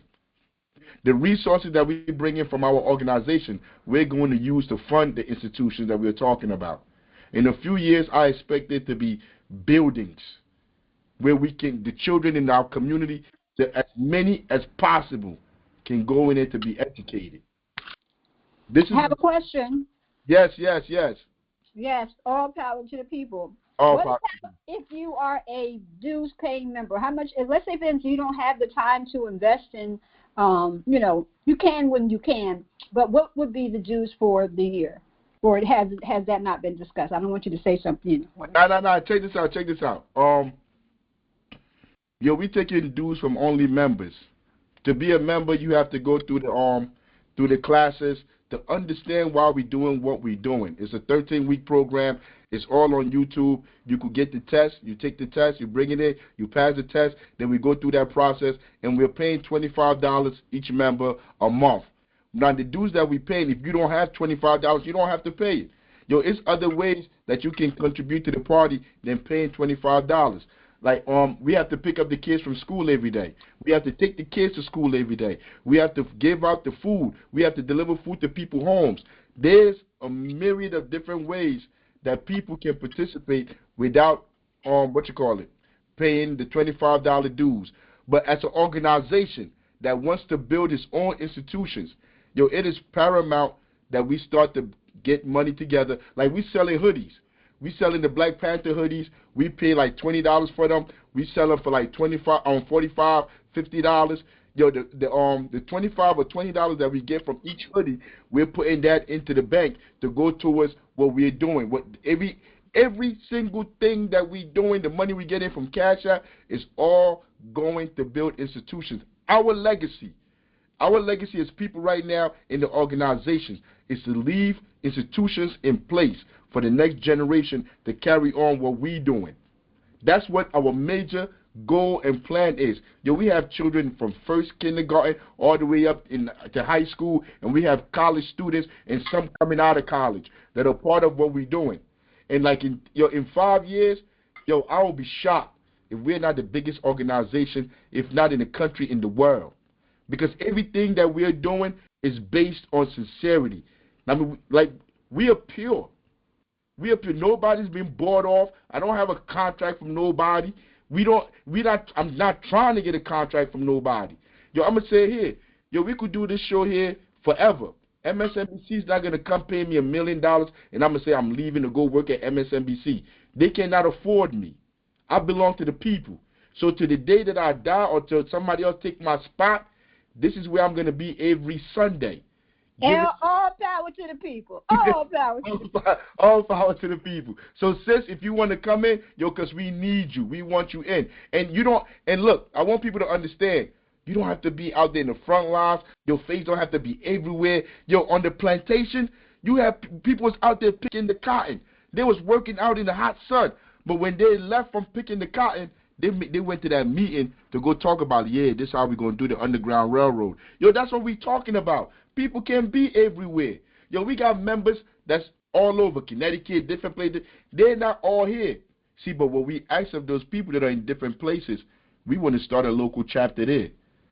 We could easily bring our food truck and come to wherever you at. Send the food truck over there, and you just give out the food to the community. You know what the community going to ask you? Where the food come from? How can I join you? How can I help? You started a chapter. You start to go to the political education classes. They start to learn why they're doing this, and they start to help. You started your own chapter. Because our only goal, our only way of surviving is building all these chapters around the country, around the world. And they're all working towards one goal, to take care of the people. So right now we're in North. We get this money, whatever. We raise the money, and we open whatever. Because you got to have an economic sector. We got to start buying these buildings. People getting gentrified. We need to buy this building. We need to live there and pay ourselves the rent. Take care of ourselves. Like the party owned the building. Yo, everybody car be getting messed up. Yo, we need to take that money and open up a mechanic shop. All these people in high school, in college, yo, you're going to get a mechanic degree. You're going to take, I don't care, engineering. You're going to be a doctor. You're going for law. Yo, we have a purpose for why we exist. And it has nothing to do with the federal government. It's all on us. And if we invest in it, it is going to be profitable. I mean, but you got to remember, we're still on the plantation. You can't lie to yourself and tell yourself you're not on the plantation. Because you are on the plantation. You are not free. I am not free. None of us are free. We must all do what these imperialists demand of us, or we won't be able to even go outside. We won't be able to even eat. We got to go work for the master they tell us to work for. And when you try to say, master ain't paying me enough, I want to rebel, they got something for you. They'll send them police down. Last show, we did the show where you saw the police coming down there to stop those people protesting Amazon. I mean, but it's a lot, man. We got a lot to do. Sis, I hope I answered your question, but we would love to have you. We would love to have you. I mean, because like somebody like you can be very useful to what we're doing. You're smart, intelligent. You've been on the ground. You know everything that's going on. Yeah, we'd love to have you. But we're not taking... Thank you. You're welcome, sis. But we're not taking donations. Well, we take donations, but we're not taking dues from people that are not in the party. Because once you're paying the dues, you're a board member. I'm going to use their term, their capitalist term. Every single person in our organization that's paying dues is a board member, has the same rights, the same equal rights, the same vote, the same decision. Oh, the same vote. See, because when you say you're against electoral politics, people think you're against the act of voting. No, there's nothing wrong with voting. There's something wrong with fixing the deck, with setting the deck, where only people that are rich can vote. Only people that have a certain amount of money, their voice can be heard. Nah. Yo, in our organization, we have meetings. We have weekly meetings, and we all talk. We all have a conversation. And if somebody disagrees with what's going on, yo, they have the space to give us their what is it called? We believe in ideological struggle. You make a case, and then the whole group decide to vote on where they want to go. But once the group votes, we follow what the group voted on. Because the group is not voting just because they want to vote. It's based on science. It's based on evidence. So all those people look through the same science evidence, and they come to terms with what they want to do. And then we all vote on it. So I'm the chairman. So I can come in there and talk and say what I want to say. I'm the chairman. But once I'm done, everybody else got to vote. And if they vote and they say like, nah, chairman, we don't think we should go that way, I got to listen to what the people say. You know what they say? You know what? You're not the chairman. We want somebody else to be the chairman. I mean, I got to do what they say. And let me let you know, if I refuse to leave or not do what they say, that whole organization is supposed to leave me behind. One monkey don't stop the show. And that's why it is paramount that whoever is in the organization, everybody that's in the organization, we push political education, we push understanding the rules, understanding what we're supposed to do, how we're supposed to move, because that's how you hold each other accountable. Not like these people right here, not like these politicians you see on the screen. These people only care about their careers and making money. So somebody could commit a crime, but as long as they know them is going to help them, they're going to like put it under the ground. They're going to bury it. Not going to talk about it. We don't do none of that. And we don't take we don't take dues from people that are not inside the party because they don't understand everything that money comes with. So we go buy a building. We get all the money together. We go buy a building. I don't care, 100 apartments. And one person come in there that doesn't understand we're doing this because we're not imperialists, we're not capitalists. They want to sell the company. They want to sell the building to a developer because the developer is going to give them $100 million. So now we got to go to court and fight with this person and argue with them to let them know this building belongs to the people. Ain't nobody got time for that. No, nobody have time for that. So if you want to be part of what we're doing, you got to go through the political education classes. It's not hard. Ain't nobody trying to trick you. Number one, who's our enemy? Imperialism. You see, you know one answer already. I mean, it's 21 questions. Ain't nobody trying to trick you. We don't believe in the electoral process because the game is rigged. Ain't nobody trying to trick you. There's nothing here that's a trick. But you got to understand this. You got to understand why we don't believe in politicians, believe in going to vote, believe in celebrities. We don't believe in none of that because we understand none of that is going to save us. We're the only ones that can save ourselves. That's why we do all of that. Let me see where we're going from here. Now we could go. You know what? We could go here next. It's only 11 minutes. We halfway through on the Carter G. Woodson audio, so we could go here. A couple of weeks ago, last week even, we talked about Flint. What happened down in Flint? Now, when we say we don't believe in the government, we don't believe in the system, we don't believe in the politicians, yo, there's evidence, ample evidence out there why we shouldn't believe in them. When Carter G. Woodson is saying you shouldn't believe in them. When all the books that we are going to read, Pedagogy of the Oppressed, The Philadelphia Negro, what you call it? What's the other book I said? A History of the World, about how it's it. All of this is going to tell you that you shouldn't trust this government official. You shouldn't trust imperialism. That's what it's going to tell you. I'm not making it up. Now, this is Jordan Sheridan, Russell Doubler, Keaton Wise. They have the Tooth on Top. This is their podcast. It's called Due Dissidence. This is their podcast, and they brought him on because he wrote a book. Jordan was down in Detroit, in Flint, when they were down there, when they poisoned the water. The government official poisoned the water. I mean, and he's going to explain that. Now, he has nothing to do with the new African Black Panther Party. He doesn't know me. I don't know him. But he's going to explain to you how the government is corrupt. You see, because we put it out there for you to see the contradictions, to see the crimes that they've committed on the people already. That's why we put these, I'm showing you these things. I'm showing you these reports, because that's a report. He spent his life. You see that guy, Jordan Sheridan?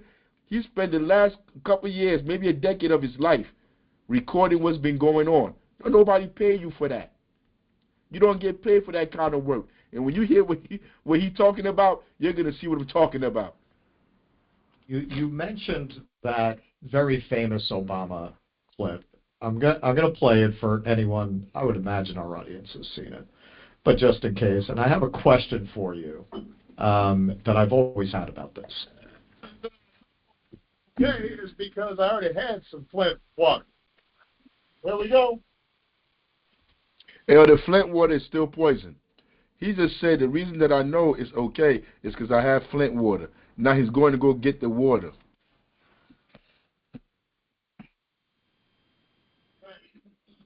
I really did need a glass of water. This is not a stunt.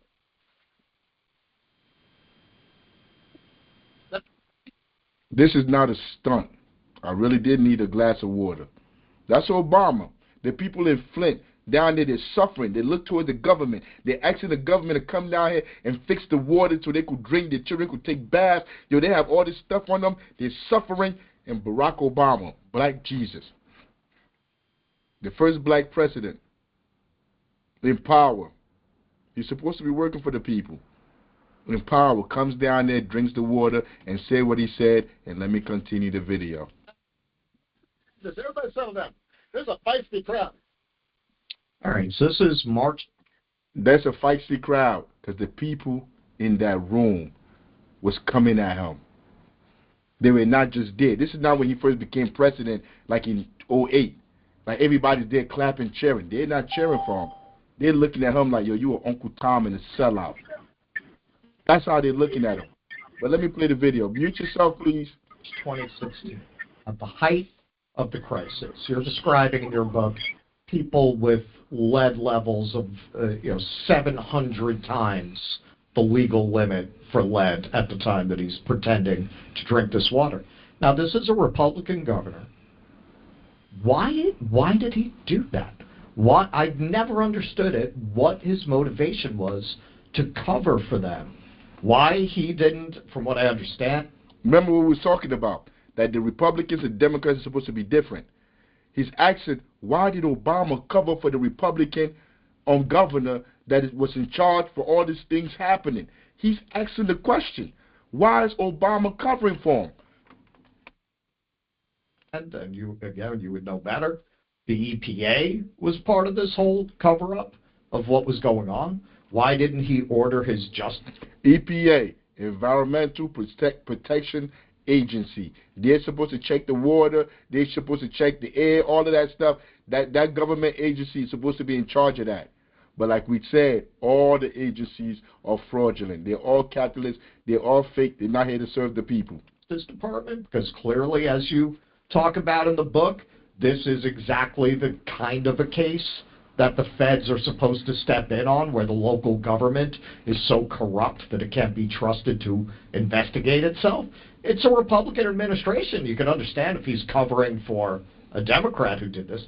Why? What was the motive? So that's a very good question. I can't get in his head, but my theory, based on my reporting, I think he and the Democrats to this day are protecting J.P. Morgan and Wells Fargo. So let me break it down. Boom. Who are they protecting? They're protecting J.P. Morgan and Wells Fargo. Who are they? Imperialists. That is not the people. That is who they're protecting. Yo, he cut it. He went straight to the point. You didn't even got to read the whole book because he got a whole book saying the same thing. But he cut straight to the same point while Carter G. Woodson is saying you can't trust the federal government, you can't trust his people to solve our problems. He went right straight to it. Why Obama go drink that water? Why didn't he bring those people up on charges? Why did they derail the whole case? Because everybody that was responsible for what happened in Flint, none of them went to jail. In fact, they done dropped the charges on everybody. The case is over.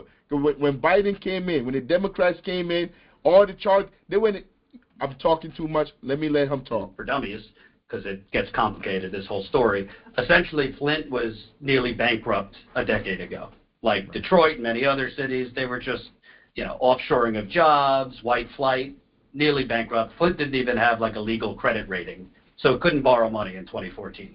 But to build this completely unnecessary new water system, it was going to cost nearly $300 million. So the county that Flint is part of, they were funding most of that, but they needed Flint to be able to borrow about $100 million to complete the funding. Well, Flint couldn't borrow any more money. So how does a broke city borrow $100 million? That's where the banks stepped in. So the banks, which I don't want to bore people, but they're making crazy money off of these municipal bond deals, which are probably happening where you live. You just don't know about it.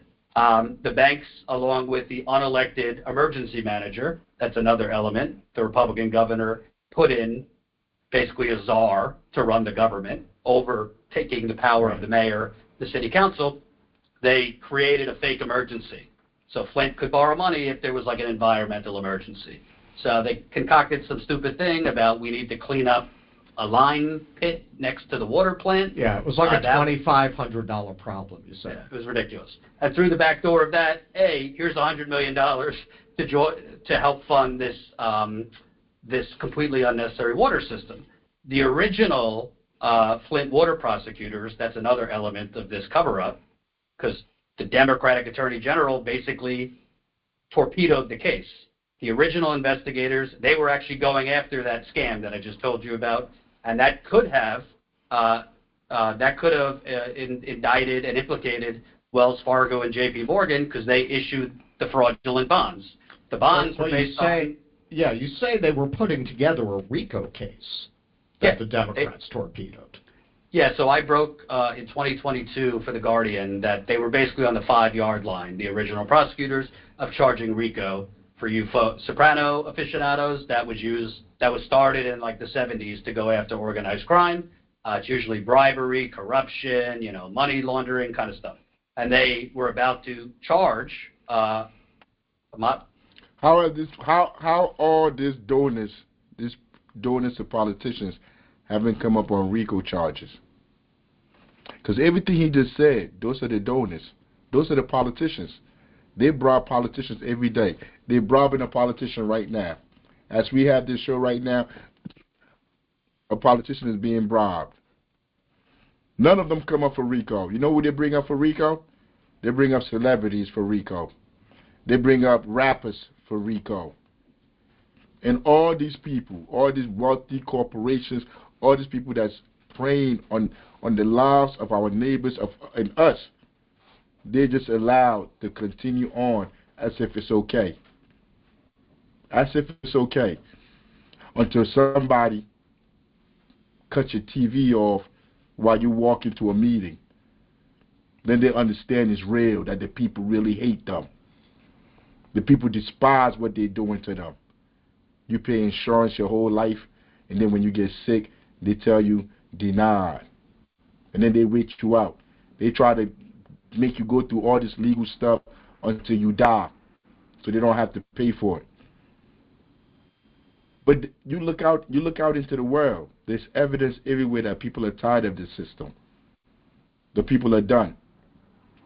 I'm going to let him keep explaining. To my knowledge, both Democrat and Republican officials, but as part of that RICO case, it was going to implicate the Wall Street banks also. Who breaded Obama's butter? The Wall Street banks. Who breads Gretchen Whitmer's butter? She's the governor of Michigan. All this, you say who bread their butter? Who's paying them? Who pays for their campaign? Who's bribing them? Because bribery is legal now. The same politicians are the ones that write the laws to make what they're doing legal. Slavery was legal because those same politicians had slaves. So they wrote the policies that made slavery legal. Nothing has changed. And this is what Carter G. Woodson is advising us not to follow these people, not to believe in these people. All Jordan is doing right here is giving you evidence in 2024, 2025 of how they're oppressing us and why we shouldn't listen to them. He's telling us that right now. Again, Wall Street banks, Republicans too, they're all in on it. So the Wall Street banks who were sued civilly in 2020 over their role, because as part of this contract for this new water system, the banks were supposed to do the due diligence to make sure that the water plant could treat the water. Obviously, they didn't do that. So to me, I think Obama, he says, well, I trusted my EPA officials who told me they were on it. No, I think from Obama's level and below, they didn't want to touch this because it implicated Wall Street. And by the way, Obama's level and below. The president is not the person that makes the decisions in the country. They are the face of empire. They're the face of the rich oligarchs or imperialists they work for. That's what they think the people are going to listen to, and people are going to believe that the system works for them. That's what they pick and put up there. They decide who goes up there. The people don't decide who's president.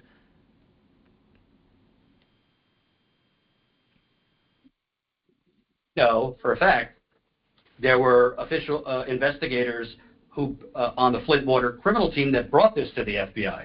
They thought the FBI should be in on this. FBI didn't want to touch it either.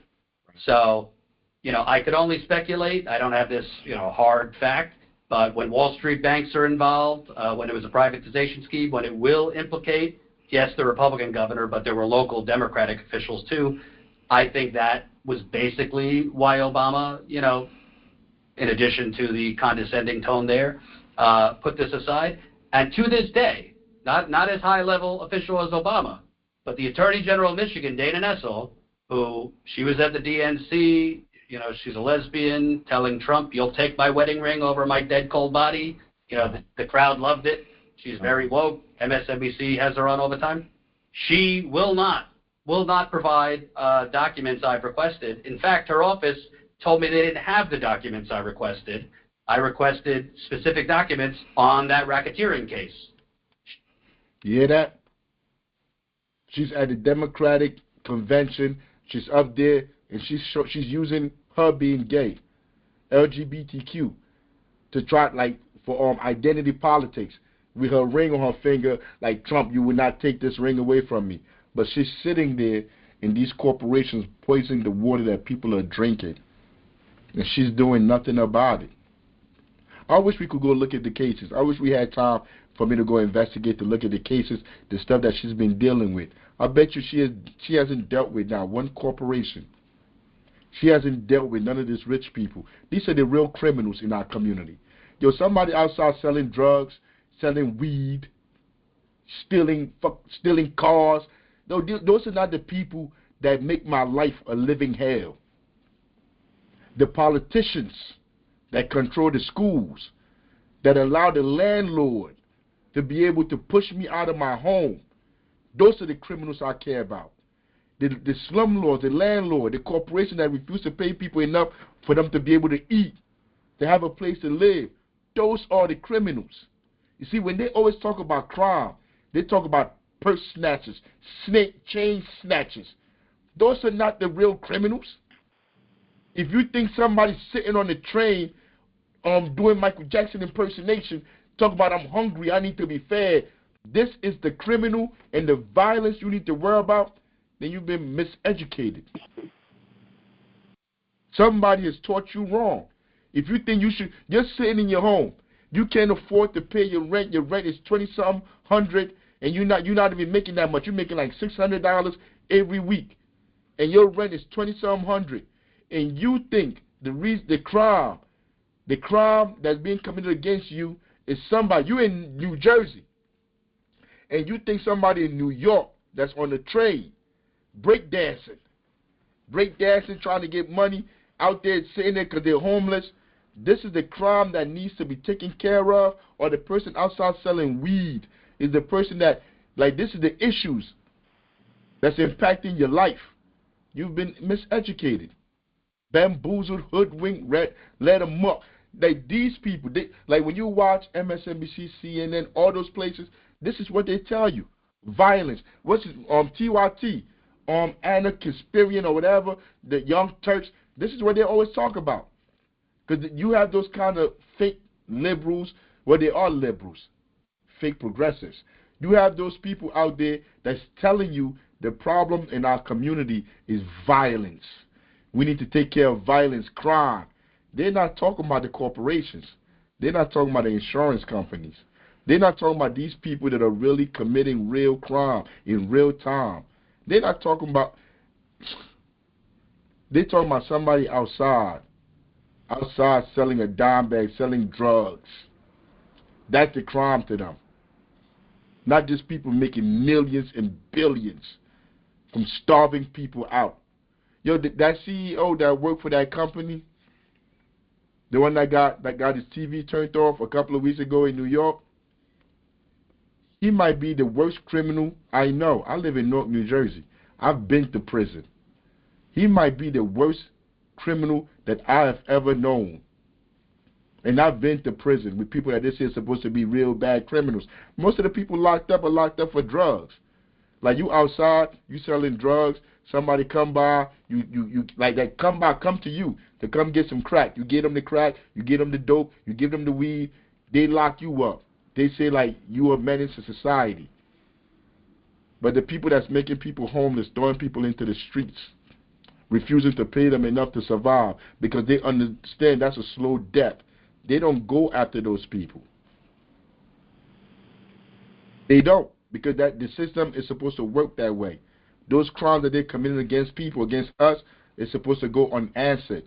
But when somebody walk up and cut his TV off, early in the morning, you walking. Yeah, you see him walking, cocky, shoulders broad, wide, walking in the street like he owned the street. And somebody just walk up and snuff your light out. They need to have that fear in them. Every time they kick somebody out, they take somebody to court, they need to have that fear of God in them, that somebody can just walk up and cut my lights out. Just like I cut their lights out. I cut their water off. I pushed them into the streets. They have to have that fear in them. But that fear really starts when we start organizing together. When we start working together to build our own institutions. That's when they're really going to be afraid. See, because you walk up, you cut their lights out, yo, they're going to get security. You may not see them again.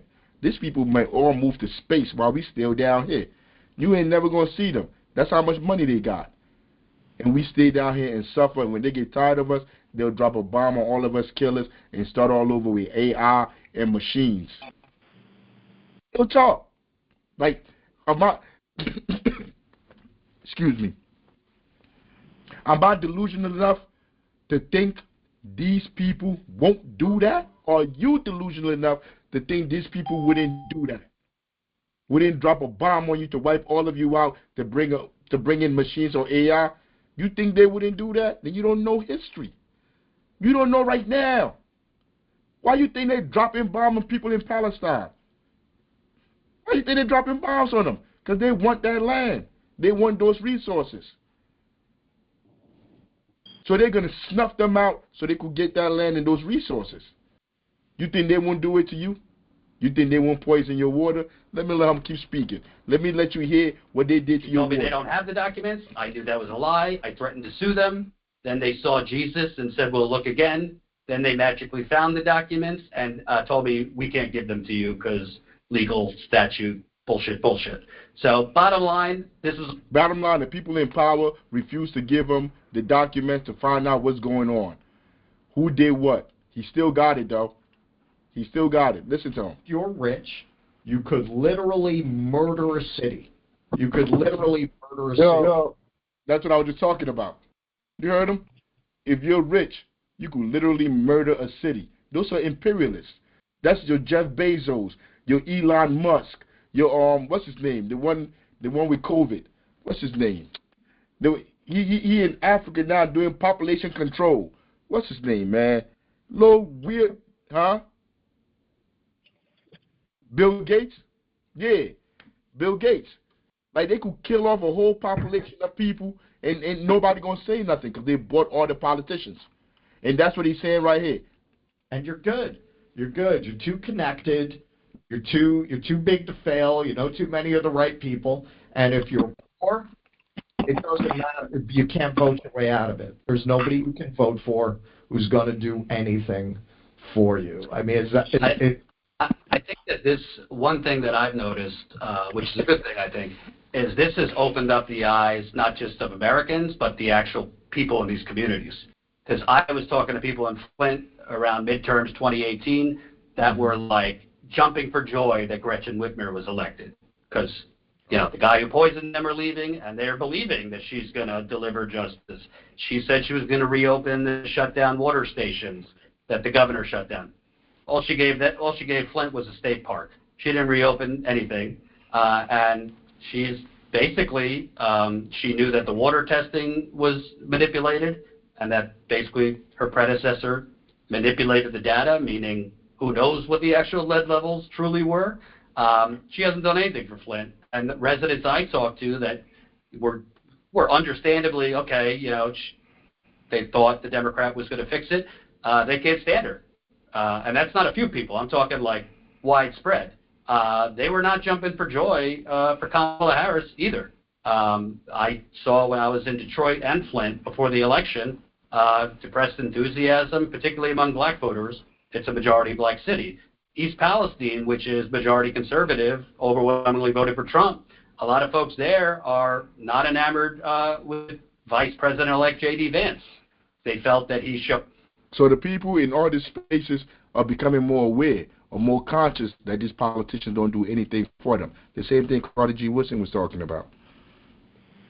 This federal government is not doing anything for these people in these communities. And that's what he's about to go on to explain. That all these communities that they're looking to themselves, to take care of themselves if they haven't gotten there yet. Showed up in the beginning, kind of took a photo up. It is a crime against humanity, and it's a double crime, the fact that no one is going to be held accountable. And that, you know, a lot of people might think this is only about Flint. It's not, because if they could get away with what they did there, good luck if it happens to you. It might not be water in your city. It could be fracking. It could be mining. It could be a chemical plant goes on fire. There's people in Georgia sick right now because of a chemical plant that unleashed chlorine gas. And if nobody is held accountable for what they did in Flint, I fear the same thing is going to happen elsewhere. Yeah, I wanted to ask you about that. You went out on a tour a few months back of poisoned water around the country. How widespread is this problem? How many people's drink? Man, I wish I knew the true answer, because a lot of people think it's only lead, but there's so many other problems with water, from plastics to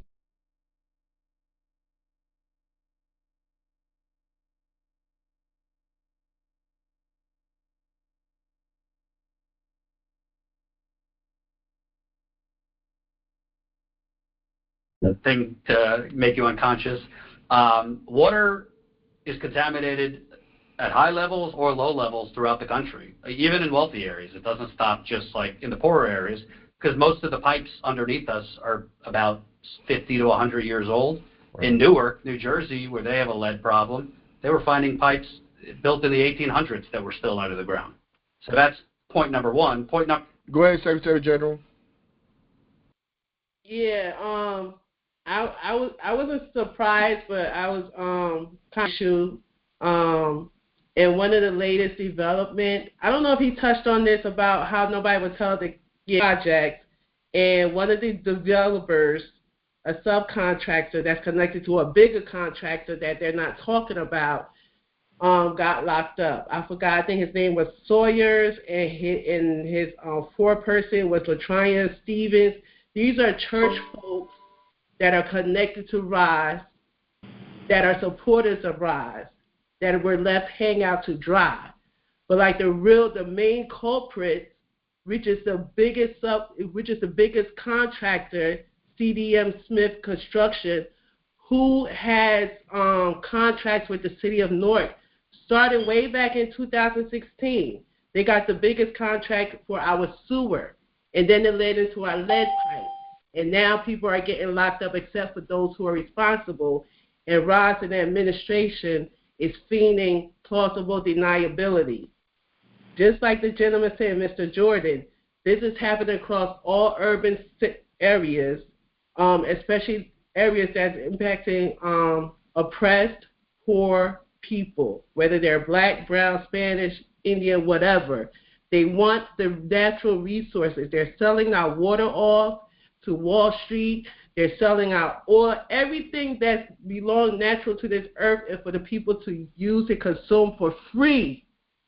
They're selling it off, and it's taxing us, and it's having a huge impact from the housing crisis all the way to your wages. That's the rest of it. But we're talking about the miseducation of a Negro. We're on chapter 17. Chapter 17, talking about Carter G. Wilson is advising on what kind of leaders that we need in our communities. And he's saying the leaders we need to walk away from are those that work in the federal government. We don't need to be going to them to be asking them how to protect our communities, how to save us, do what we need to be doing ourselves. And this that I'm playing is a clip from Due Dissidence, and Jordan Sheridan was talking about his book about the Flint crisis, what happened in Flint, and what they did in Flint, with the federal government, with the politicians, how all of them exploited the people, and none of them are ever going to be held accountable. Number two, I mean, people think the EPA suddenly became bad under Trump. No, the EPA has been horrible forever.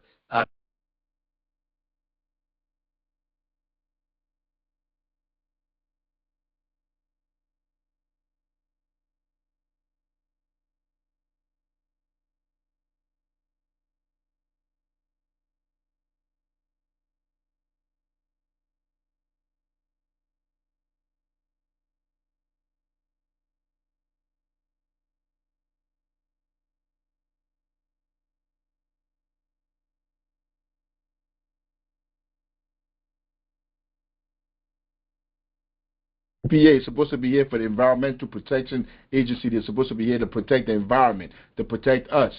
But so many people are dying. And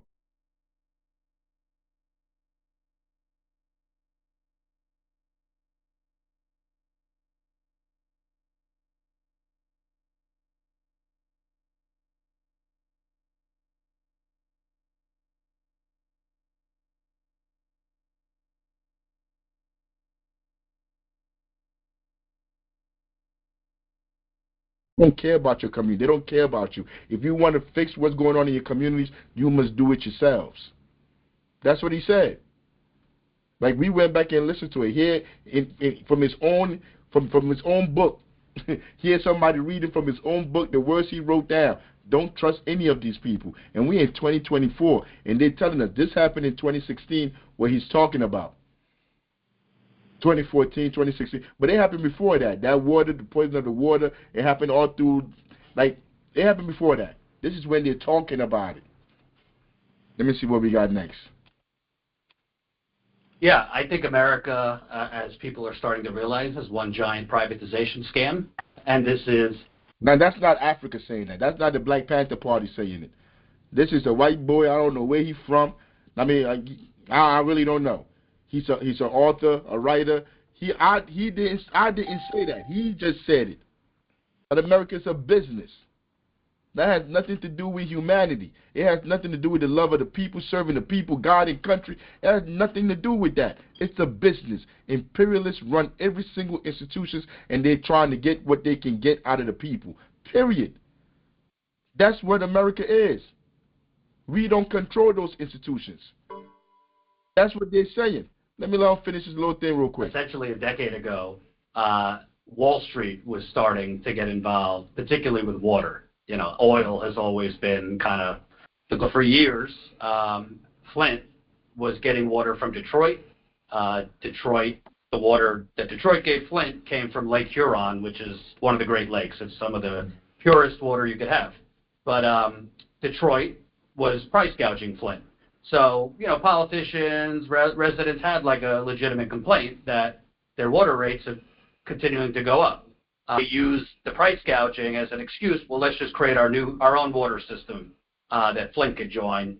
Theoretically, cities like Flint would control its own rates for water. It sounds reasonable, you know, but in engineering terms, it's kind of unheard of if water out of the same source. The only difference was the water Flint had gotten from Detroit was treated water. The chemicals were already in it. You know, chemicals are added to the water to treat it for farming, meat packing, auto, and business. You need a lot of raw water for business and fracking, which they were fracking the hell out of Michigan at the time. They were kind of open about it. They called it the blue economy. They called water liquid gold. And most of the water in the KWA, which was the new water system that they wanted to build, was not going to be used for residents. It was going to be used for business. And you had landowners, interestingly enough, just buy up land before it was even announced, i.e. insider trading. So the short story is there was a lot of money to be made from a new water system for the Wall Street banks that were going to issue the bonds. Banks are making a lot of money on fronting the money for these new infrastructure projects. Real estate developers, landowners, and politicians, because the politicians that were involved with building this new water system were going to hand out contracts to engineers, and those engineers were going to then essentially give legal kickbacks in the form of campaign donations. But at the last minute, again, Flint, the water was fine getting it from Detroit. It was just the prices kept going up. So Detroit offered Flint at the last minute basically a half-off rate, half-off discount to stay on Detroit's water system. Flint would have saved money by just sticking with Detroit, but it was never about saving money. It was about basically enriching banks.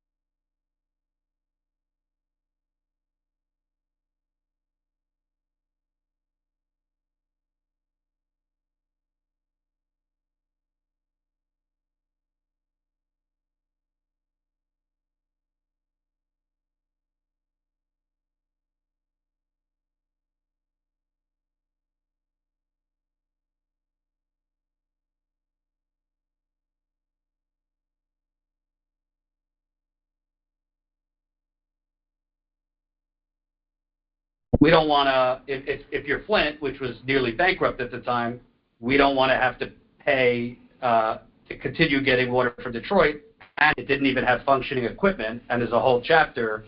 I mean, literally, the workers at the plant were screaming iceberg ahead a year before they did this, desperately trying to get them not to do it, because they knew, like, you don't have the equipment, you don't have the staff.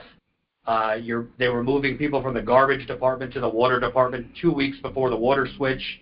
One plant worker called his sister right before the water switch, told her, contact everyone you know, don't drink the water, people are going to die. So essentially they did this. I don't think the politicians or the bankers and these people consciously woke up and said, let's just kill some poor folks. But I don't know. I do. They said, let's go ahead and go do this business, get this business done, even though we know that water is dirty, the water is contaminated. Even though they told us we could get the water for half price off, let's go ahead and get this water that we know is not ready for people to drink, take a shower in, bathe in. Let's go get that water. And you know what? All the people that say it's not ready, all the people from that water treatment company that say it's not ready, ignore them, fire them.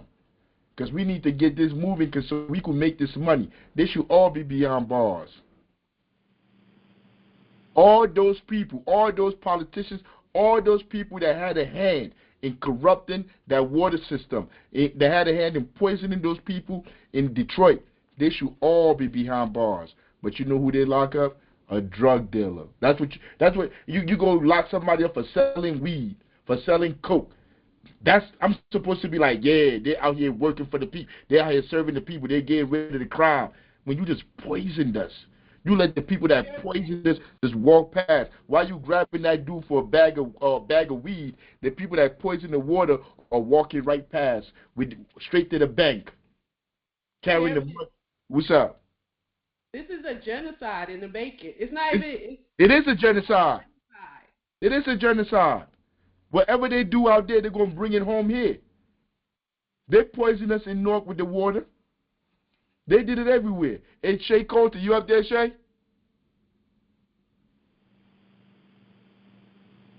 Hey, let me know if Shay Coulter come back, General Secretary. All right. But yeah, they poison, like, that's what they do. And like I said, and I'm about to go back to Carter G. Woodson to wrap up the last couple of minutes of this, of chapter 17. But this is what he's talking about. We cannot trust these people. We in 2024, we're watching them poison our water. People can't afford to live. People can't afford to eat. Who do you think is doing that? The person out there snatching a bag, or the homeless person sleeping outside or sleeping on the train? These are the people that you think are the criminals, and not the people that's poisoning people with water, breaking all kinds of laws, getting paid to poison people. And these are not the people that should be in court. I should be worried about celebrities. I should be worrying about Young Thug, YSL trial. That's what we should be worrying about. That's what the whole money, the whole state, the government, they should put their money together to go fight these people, to go find these people, to have police. Y'all live in North. You got police everywhere. You got the hospital police. You got the college police. With the college police, NJIT, Rutgers, City Hall, all these universities. You got their police around. Then you got the sheriff department. Then you got North Police. You got like 10 agencies out here, police, just driving around to find people to say that they're coming in crime. The FBI, don't forget. The FBI, state police, CIA, everybody's out here in North New Jersey. All these people out here driving around. You see them pulling people over. But the people that's committing the crime, poisoning people's water, doubling people's rent, there's no accountability for them. They're not going to go shake them down. They're shaking you down for a ticket. And I'm telling you, man, like, let's go back to Carter G. Let's finish this up real quick. Let's finish up Carter G real quick. Let's finish up this chapter. Got like 5 more minutes left of this chapter. I'm gonna let it go straight through, y'all. There's like 5-6 minutes left of the chapter, and then we're gonna finish up. We're gonna wrap up. And if anybody got something to say, yo, you can chime in. You can come in. You can find a way to cut in. You know how to have a conversation. You know how to, if you have conversation in the hood, you know how to get your point in. When you're ready, you just jump in. The foundation of the social order. To figure greatly in politics, the Negro must be a great figure in politics. A class of people slightly lifted above poverty, therefore, can never have much influence in political circles. The Negro must develop character and worth to make him desirable everywhere so that he will not have to knock at the doors of political parties, but will have them thrown open to him. I told you, insert the Negro with the people in the community. Insert that in there. Put that in there. That, like he's telling us, like, we cannot get power. We cannot enter their political class. We can't enter into their politics because we don't have anything.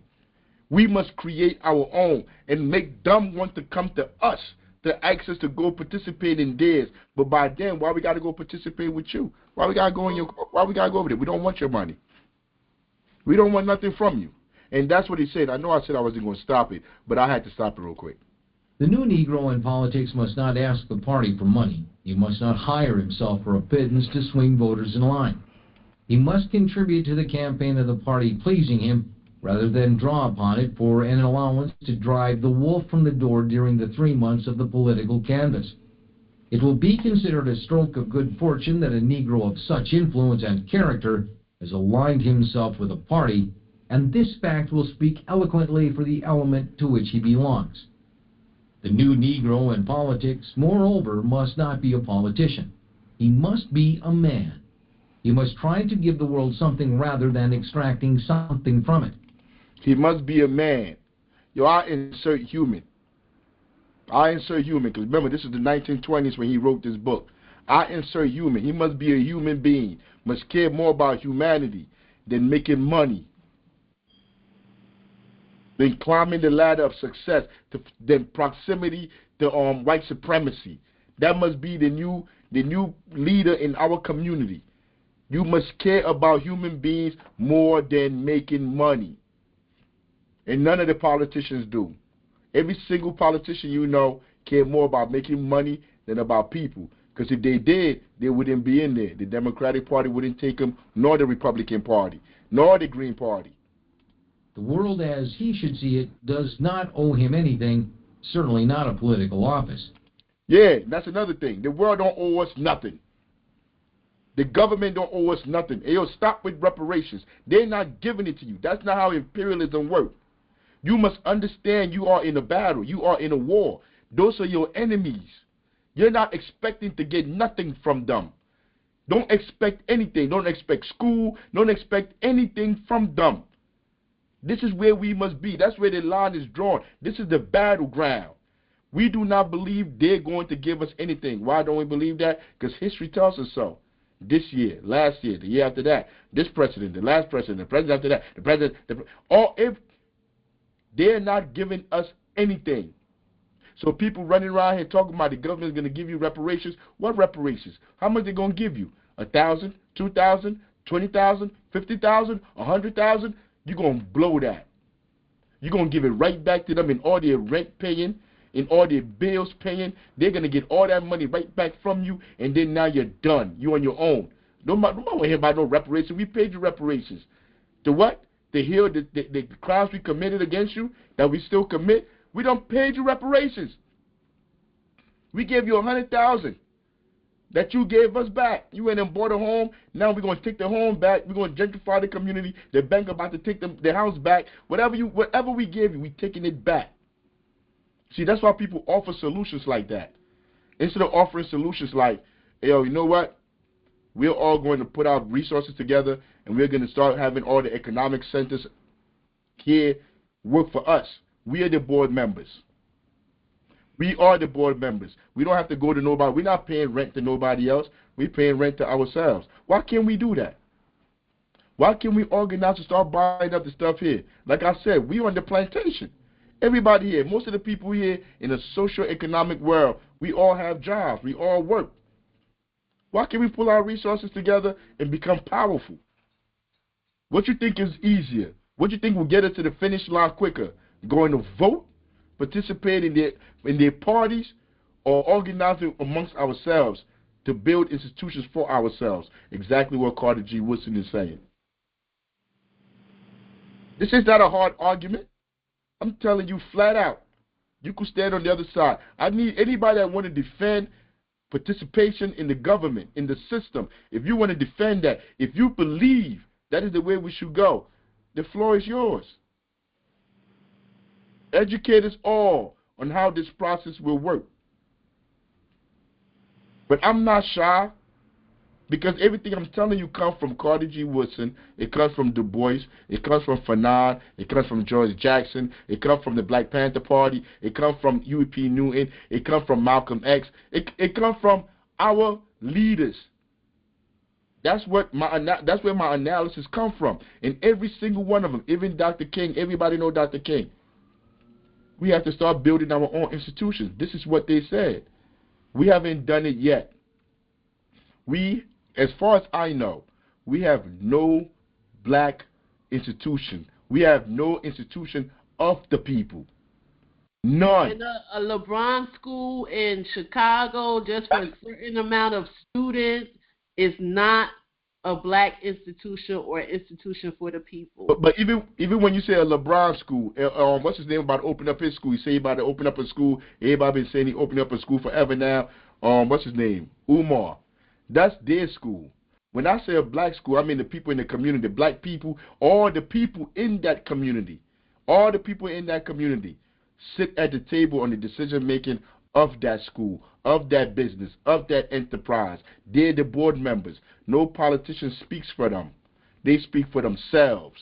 See, that takes organizing, door to door, boots on the ground, serving the people, working for them to have trust in you, for them to have trust to believe that this is going to work, for them to come in.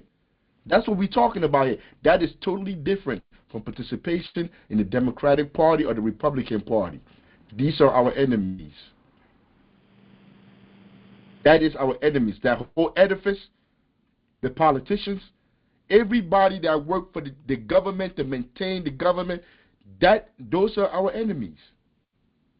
And most of the people that work in these institutions are us or our families until they're organized and they come in to work on the Underground Railroad. They're part of a system that's what? That's antithetical to what we're trying to build here. So, like, I don't care. Like, I could have a sister that work in the public school, no public school. Name whatever school she work in. You could be my sister. You work in that system. You're working for the enemy. You're working for the oppressors. If you don't understand that, understand like you just on the plantation working, and when you get off that plantation, you're supposed to be helping build up our school, a people's school. You're part of the problem. Plain and simple. I don't care where you work at. Teacher, doctor, lawyer, cop, whatever. I don't care where you at. Whatever you serve in this government, in these institutions, because all of those institutions are governed by imperialists. You work in those institutions. You don't work for the people. You're not serving the people. You're helping maintain the oppression of the people. And you must accept that. Just like I accepted it. Just like we all in our party accepted it. And we know we got to go to these places to go work, but then when we come back, we pull our resources together to try to make a better future. That's where we at as a revolution. That is the revolution. That is the movement. Everything else, where people just bumping their gums, like this is the movement. We doing the movement. We doing this for the culture. They just talking. If they're not talking about building institutions in our communities that we control, and when I say we, I don't mean some rich person, some intellectual somewhere that's managing the whole thing and they're taking. No, I mean us in the community. You that live there, you are a board member. I don't care if you're a single mother, you got 2 kids, a single parent, one guy, you living by yourself, you in prison. I don't care if you're locked up. If you're part of this organization, you're part of everything that we're doing. And when you walk out of prison, you walk out of them plantation camps that they have. When you walk out, we have something for you. We have a place for you to go, for you to make yourself whole and become that human being that you was meant to be. Because the system broke you. The system did that to you. From birth, they've been working to break you. They've been working to put you in that jail cell. See, that's what we believe here. We don't believe people are just bad. They just grow up bad and you go to jail. No, the system created those people. They created you. So if you're in prison, wherever you at, we're working on starting a prison chapter. Wherever you at, this is where you need to be.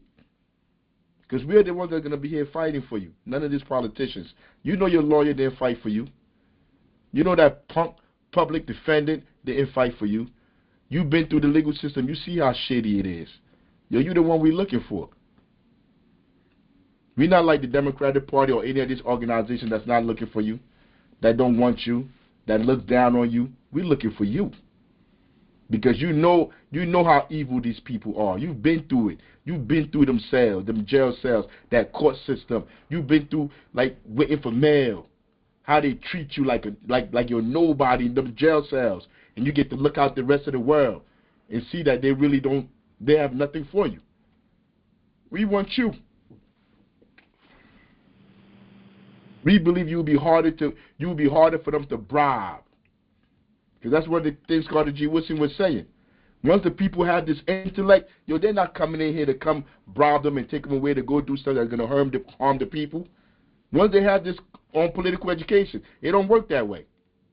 And he should not try solely to secure one and thus waste valuable years which might be devoted to the development of something of an enduring value. If he goes into... He just said just then that leadership, our leaders should not waste years trying to get office instead of them going to go work for the people, build institutions for the people. That's what he just said. I'm going to bring it back just like 20 seconds. Of something of an enduring value. If he goes into office, it should be as a sacrifice because his valuable time is required elsewhere. If he is needed by his country in a civil position, he may respond to the call as a matter of duty, for his usefulness is otherwise assured. From such a Negro, then, we may expect sound advice, intelligent guidance, and constructive effort for the good of all elements of our population.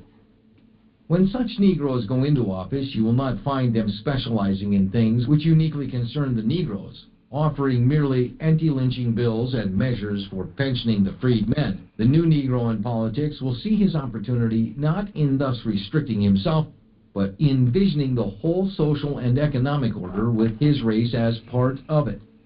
In thus working for the benefit of all as prompted by his liberal-mindedness, the new Negro will do much more to bring the elements together for the common good than he will be able to do in prating only of the ills of his particular corner and extending his hand for a dossier. In suggesting herein the rise of the new Negro in politics, the author does not have in mind the so-called radical Negroes who have read and misunderstood Karl Marx and his disciples and would solve the political as well as the economic problems of the race by an immediate application of these principles. History shows that although large numbers of people have actually tried to realize such pleasant dreams, they have in the final analysis come back to a social program based on competition. If no one is to enjoy the fruits of his exceptional labor any more than the individual who is not prepared to render such extraordinary service, not one of 1,000 will be sufficiently humanitarian to bestir himself to achieve much of importance, and force applied in this case to stimulate such action has always broken down. Like I said, bruh be spitting. Even when he wrong, bruh be spitting. But we need to go through this. Secretary, is Shay here? Because I can't see the people that say on here. You're at the end. You want me to stop sharing screen? You at the end? No. I want to see, is Shay Coulter here? Oh, Shay Coulter? No, I don't see him. All right, boom. Now, because Shay Coulter, I wanted to talk about this, exactly what he was just talking about. He said the radical Negroes, the ones who, listen to Marxist ideology and think they can, this how the world is supposed to be, they can change everything basically overnight and live like that. He's basically saying, they're naive. He's going to go on to say our issues can be solved from outsiders because at this point, remember the 1920s. You got to think back to the 1920s. What's his name died in the 1800s, Karl Marx. So his theories in the 1920s were still pretty new around the world. And he was just getting those theories over here. If Carter G. Woodson was here today, I would tell him, bruh, everything you're talking about is what Marxism is talking about. It's what communism is talking about. Your capital, the work that what's his name really put out that everybody really read, that Karl Marx put out, is breaking down everything basically what Carter G. Woodson is saying. That we can't trust these imperialists. Marxism is really talking about the breakdown of politics, of economics. Who gets what? Who makes what? And why this group shouldn't keep this much from this group. That's what capital breaks down. It breaks down everything about capitalism. And it's saying that capitalism, imperialism, the same government, the same people that Carter G. Woodson is telling us not to trust. Marxism is basically explaining, Karl Marx is basically explaining how they keep the money for themselves, the surplus for themselves, while stealing from the labor of the people. I don't know. Well, I can't understand why he probably didn't understand it. I don't know if he read it. But if he read Capital, if he understood what Marx was talking about with surplus, he would understand he's making the same argument that Karl Marx is making. Karl Marx saying the workers, the people that are working, they have to be the ones that control who gets what. Most of the pie should go to the people working. That's what Karl Marx said. And he said that's the problem with capitalism. Because sooner or later, people are going to understand, like, it's not a fair system, and you're going to have wars, people are going to be fighting, all that stuff. That's what's been going on the whole time. But the capitalists find a way to coerce the people into accepting the system, generation after generation. Because they have institutional memory. We don't. They control all the institutions. We don't. Which is why we need to build our own institutions. You see how all these things fit together? I mean, but what he was just saying just now about, like, this is not utopia. Like, nobody has a utopian vision where nobody works. Everybody just sit at home and just like lollygagging, playing video games, watching TV all day. That's not what communism or Marxism is. Communism basically is what I've been talking about the whole time. We are all board members. We all control our destinies together, not just the rich, the wealthy, the race that society has decided are going to be the preferred race. Like America is a white country. It's always been a white country. White people has always been preferred over everybody else. That's not how communism works. Communism say everybody is equal. We all work together, commune. Like, you bring your bread, I bring my bread, we all bring our bread, and we start the industry together. We work together, and we split up the bread equally amongst us. Not have some rich person come in and decide what we should do with the money. Because they pay for the hammer, we're supposed to give them everything that we built with that hammer. Where they get the money to pay for the hammer? They robbed somebody else. They robbed Paul. Clunk Paul upside his head, and they took his hammer, like they done dug up all the gold and all the resources over there, and then they come over here, and all that wealth that they had, they buy a company, a tire company, Michelin. And then you have all the people in this other country, let's say Liberia, working at the Michelin company. And then you telling the people in Liberia that's working at the Michelin company, you can only pay them this much while you keep all the rest of the money. That's imperialism. We're not off imperialism no more. We want the people to control the resources. The people that's working there. No one else. Period. That's what we're talking about. We're almost done. Somebody wanted to say something? Finish it out. The excited whites who are bringing to the Negro such strange doctrines are insane enough to believe them. The Negroes themselves should learn to think before it's too late. He said another thing. Saying about in the world, many people have tried to bring about communism, whatever. This is in 1920s. Had tried to bring it about, but but most people notice, like, sooner or later, if you don't want to work, you don't want to do nothing, like, people get tired. Whatever he says saying about that. People don't want to. Nobody is saying people don't work in communism. Nobody is saying that. I need that to be understood, because most people, when they hear communism, when they hear socialism, because Fred Hampton spoke about socialism. He said you don't kill fire with fire, you kill fire with water. And saying us, like, you kill our oppression with socialism, capitalism. You don't kill capitalism with more capitalism. You kill capitalism with socialism. Instead of somebody's capitalizing on you, the people that are being capitalized on, they become socialists and they share everything equally. That's opposite capitalism. And I had the video earlier, Simone Sanders talking about like Fred Hampton with this, with the class. Simone Sanders and the Democratic Party, Bernie Sanders included, all those people, they care nothing about socialism. They have done nothing to show they have any concern about socialism or they want a socialist government. Socialism shouldn't even come out of her mouth. We are opposite. We are counterculture. We believe in socialism. We believe the people should have the power. That is not what the politicians the political parties, that is not what they believe, what they fight for.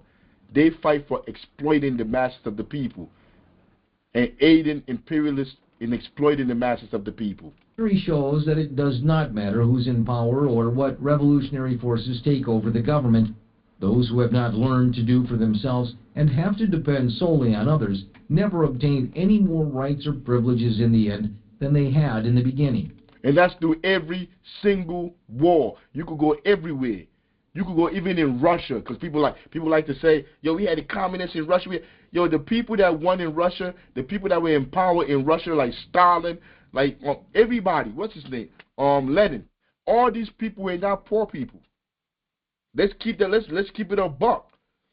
Wherever these people have won, or anybody has won anything, they have a war and they won. The people have never won anything. We've been used as cannon fodder. We've been used to win all those wars. They've used us and our children to win all those wars. But at the end of the day, we don't get nothing. They get to break up the power and decide who gets what. While they're spouting liberalism in France, while they're spouting communism in Russia, while all these people, wherever, democracy in America, the people, the average person, you, I, we don't get nothing. We get to live here and pay bills and pay rent and pay taxes. Spend most of our days on the plantation working. Don't see our children, don't see our families, don't even really live a life. You just working. From working age forward, you're working until the day that you're about to die. Or you die on the job. Even if the expected social upheaval comes, the Negro will be better prepared to take care of himself in the subsequent reconstruction if he develops the power to ascend to a position higher up after the radically democratic people will have recovered from their revelry in an impossible utopia. So we came together and we have all this economic sectors, we have all this stuff. It doesn't matter what they do over there. It doesn't matter what wars they fight. It doesn't matter what they do, economic downturn, whatever. We control our industries in our community. None of that phases us. None of that phases us. We own the building. Let them come try to take the building. You know what I noticed, people in the hood, once they get something, they will give their life before they lose that. Even playing little fantasy ball leagues. People put $50 or $100 to play in a fantasy sports league. You're not cheating them out of their money. If we start to own the institutions in our communities, and let's say the police station or whoever, they want to come down and come take it. They're not taking it from the whole city. The city, the people are here and they're protecting this. They're not taking it from them. Maybe 10, 15, 20, 30 people. Maybe you could come in there and you bully those people. But if you have hundreds, thousands of people that are willing to invest in their community, and they live in that community, they work in that community, their neighbors are in that community, their family, you're not walking in, you're not coming there with no police to come. You're not doing nothing. The power's in the people. Matter of fact, the police that they're going to send is the police from our homes, our children. And by then, we don't educate our children enough to understand, like, they are on the plantation. They're just working.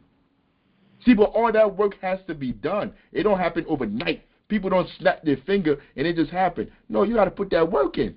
What we doing every day in the community. How we serving the community every day. You got to gain the trust. Then you got to build up the people, the institutions that's going to withstand the assault that's going to come. Because the imperialists are greedy, cannibalistic sociopaths.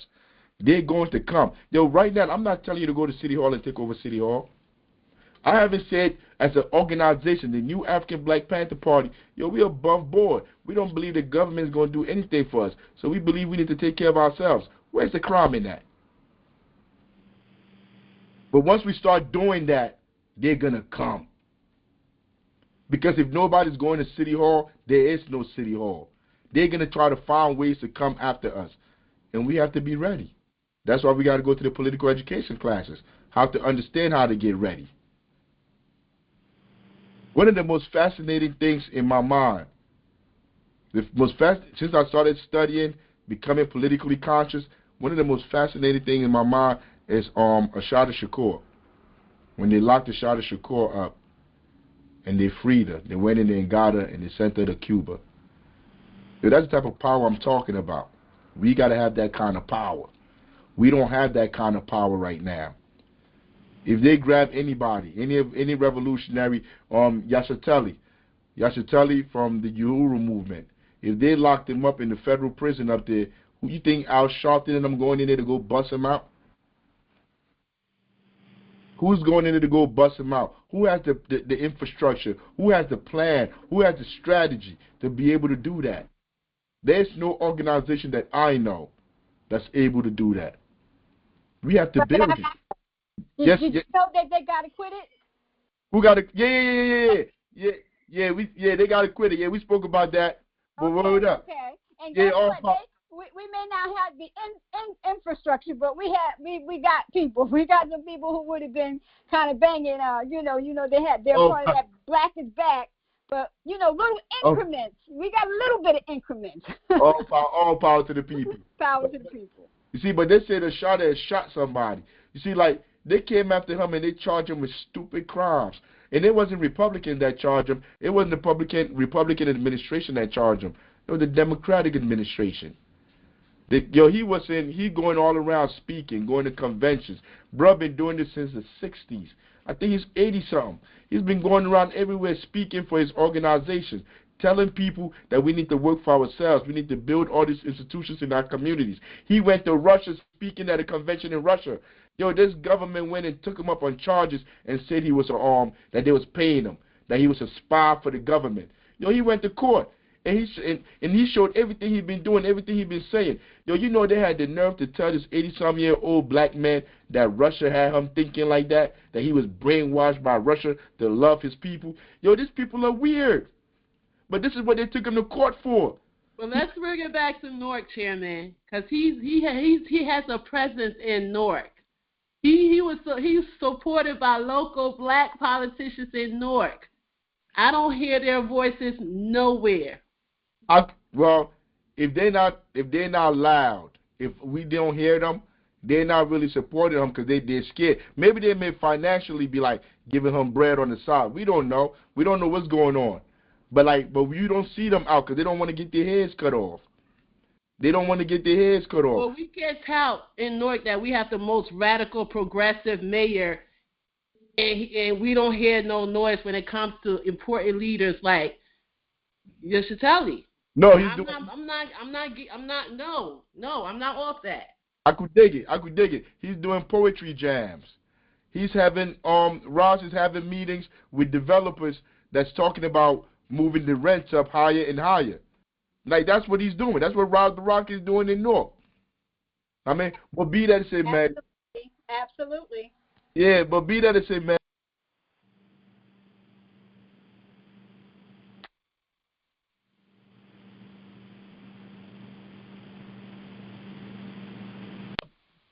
Can't hear you. 1 second, coming.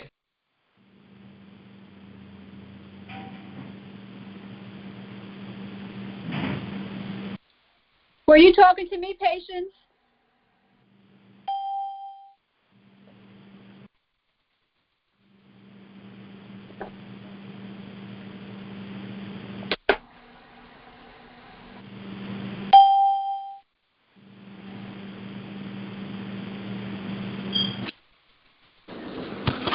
Great day, Grown Folks Radio.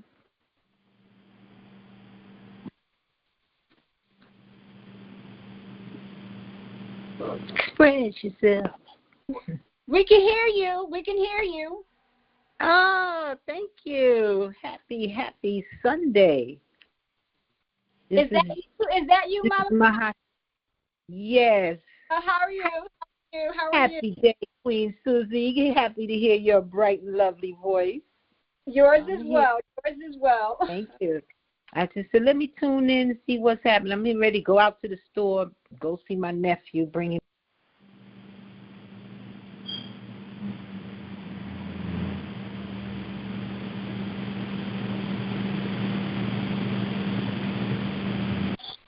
Are you back, Chairman Africa and General Patience? We can't hear you. I'm going to put it in. Mama Mahusa, can you hear me?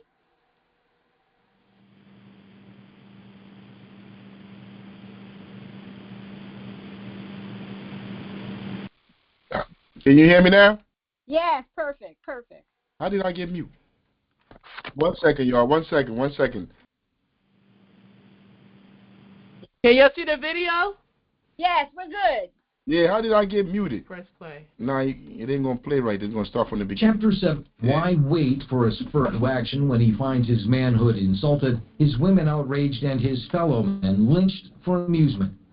The Negroes have always had sufficient reason. Now, but hold up. Who was that talking just now, Basil? You was talking to somebody. I was talking to Mama Mahasa. You still here? Mama Mahasa, are you still there? Oh, somebody just left. I don't know. We'll work it out. Let's finish this last 2 minutes. All right. All power to the people.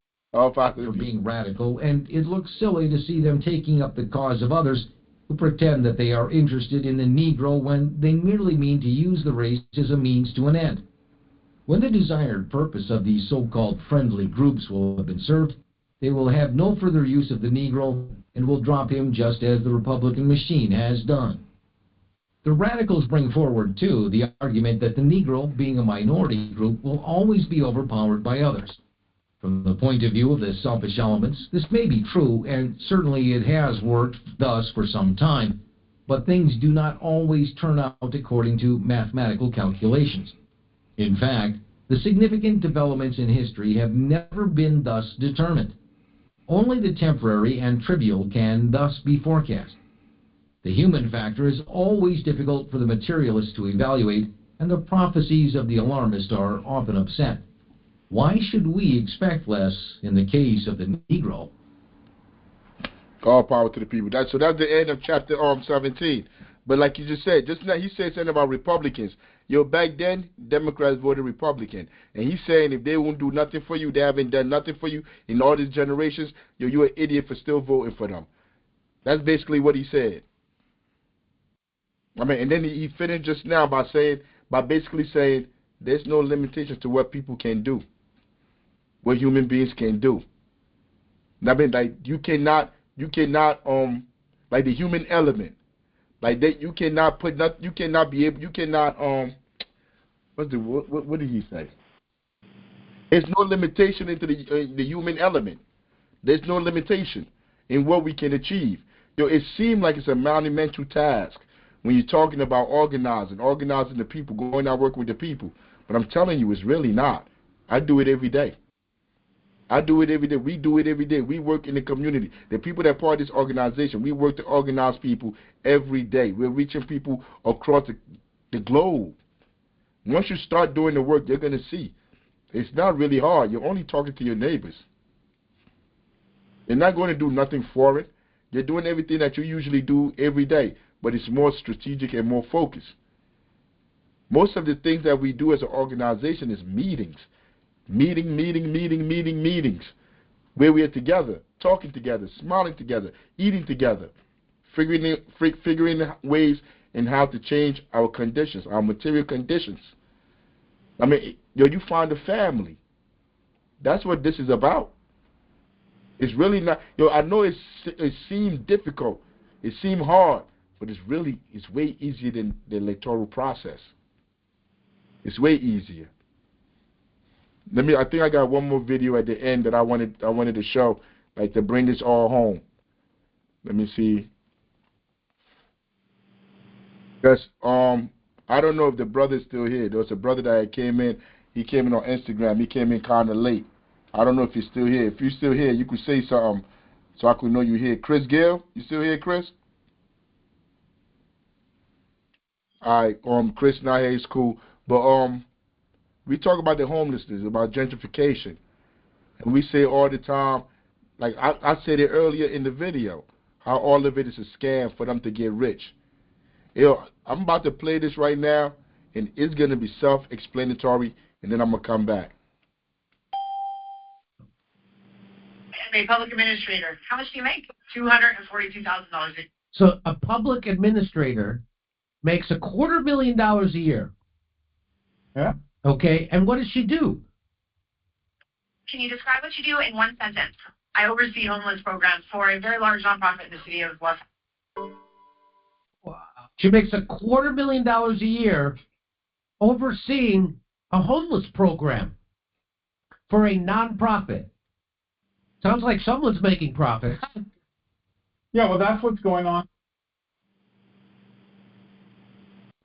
The rest of the video is on the next slide, Chairman.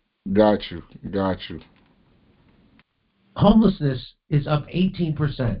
Nah, that's not the video. That's on top of the... That's not the Just not imagine the all the desperate people.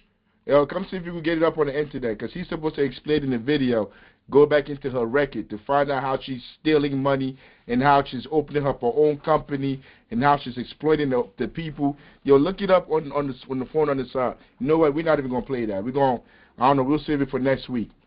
But the young man in that video, he goes back and look at her record.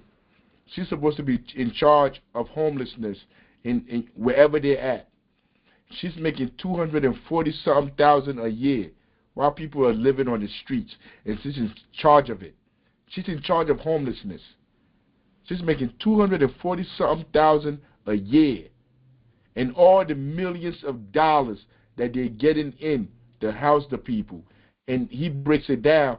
How if all that money just went to homelessness, there will be no homelessness. But the money goes to people like that, the consultants.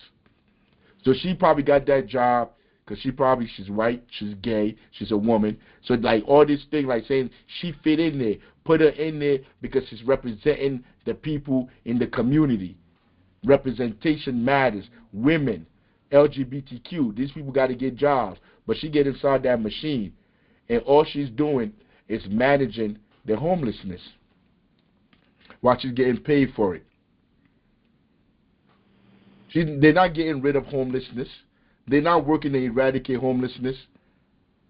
They're just getting themselves rich. Look at her, just put her hand out. And then he was going to go into the video about how she got a consulting company, several consulting companies. And then I think she lost that job and she moved up. They moved her up while people are still homeless. Homelessness is still growing. Homelessness grew like 20% this year. But she's making $240,000 a year to do what? But if all the people in that community came together and they started working together, building institutions in that community, they could house the homeless quicker than these people ever will. Because that's not what they're there for. They're there to exploit the situation. But that was going to be the last video. But we really done though, man. So like in recap, yo, the brother came on, Jack came on, and he said what he was going to be doing, because that's what we're here for. Yo, this is like I said, we're not here to entertain you. It's entertaining what we learn, because when you learn it, you always be entertained. You're always fascinated. I mean, it keeps you tuned in when you're learning something. But we're not just merely here to entertain you. We're not here to juggle for you. We're here to find people that are interested in working in our communities. And you heard Jack.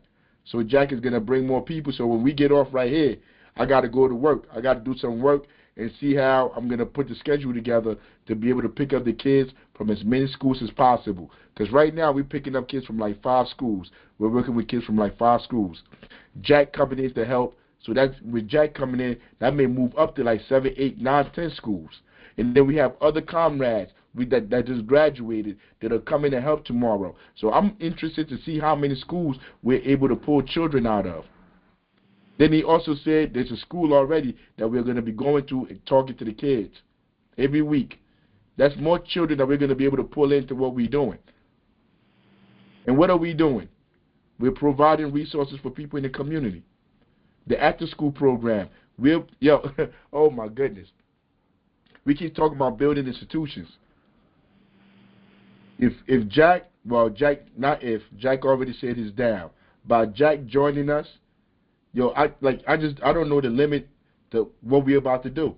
This week is really going to be interesting. I mean, like I said, we got the hoodies out. If you want your Black Panther hoodie, hit us up, man. Hit us up for the hoodie.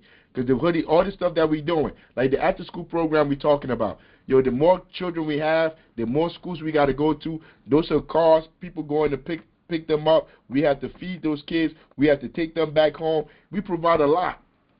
All this stuff take resources. So we use our money to go buy the hoodies. Like, I got one on right now. You can't see it. The camera's all high up. I ain't even going to mess with the camera. But I got one of the hoodies on right now. We got T-shirts.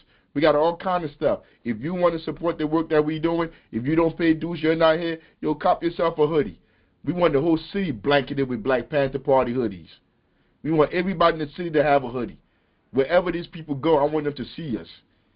Wherever they go, they're having their press conferences, whatever they're doing. They're in school. All the kids from our program got the hoodies already. I dropped some of the hoodies off to them already. When they go into their public schools, you're going to see them. You're going to see them with the hoodies on. I mean, that means that they're with us. I mean, we building the institutions. Yo, I am, like, you have no idea how happy I am right now for Jack to say he's joining us. And when I get off, like I said, I got to go do some more work to see how we're going to work this out during the week. But this is all work that I want to do. I'm not really working. It's a way of life. And Carter G. Woodson said, those are the leaders you need. Those are the leaders you need to serve the people. Not leaders that are coming in trying to get some money, trying to buy a bigger house and get a fireplace, trying to get a pool, trying to get a nice car, move out the hood to go some. Those are not the leaders we want. To buy a jet. Your boy Al Sharpton got a jet. Boy got his own private jet. Like these people are filthy rich off our blood. And that was before he got the $500,000 from Kamala for that stupid fluffy piece interview he did. Yeah, that's how he got rich. So he do an interview with Kamala Harris. She give him $500,000. He's supposed to be speaking for us. That $500,000 don't go to us. But here, in the Black Panther Party, every single penny that we get in go towards the organization. In fact, we've been spending our pennies to keep this thing together.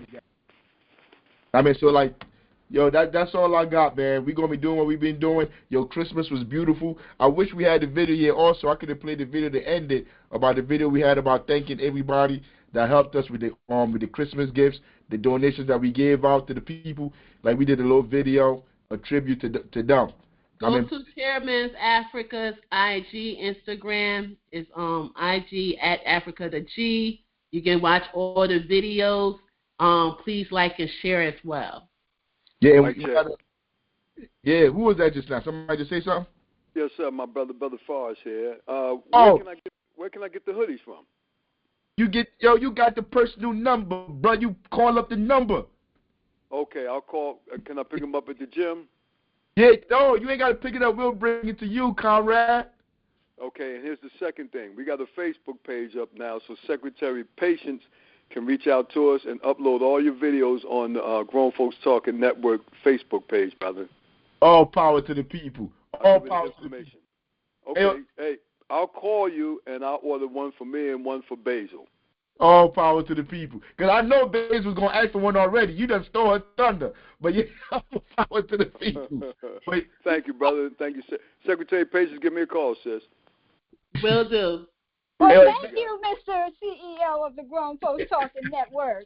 I Not really a problem, appreciate sister. You know I that. support you. All power to the people. Well, you gotta let Sister Patience know what size you are. I need a large, Sister Patience. So I'm going to support you, and going forward, I'll probably buy some more of my comrades on the network.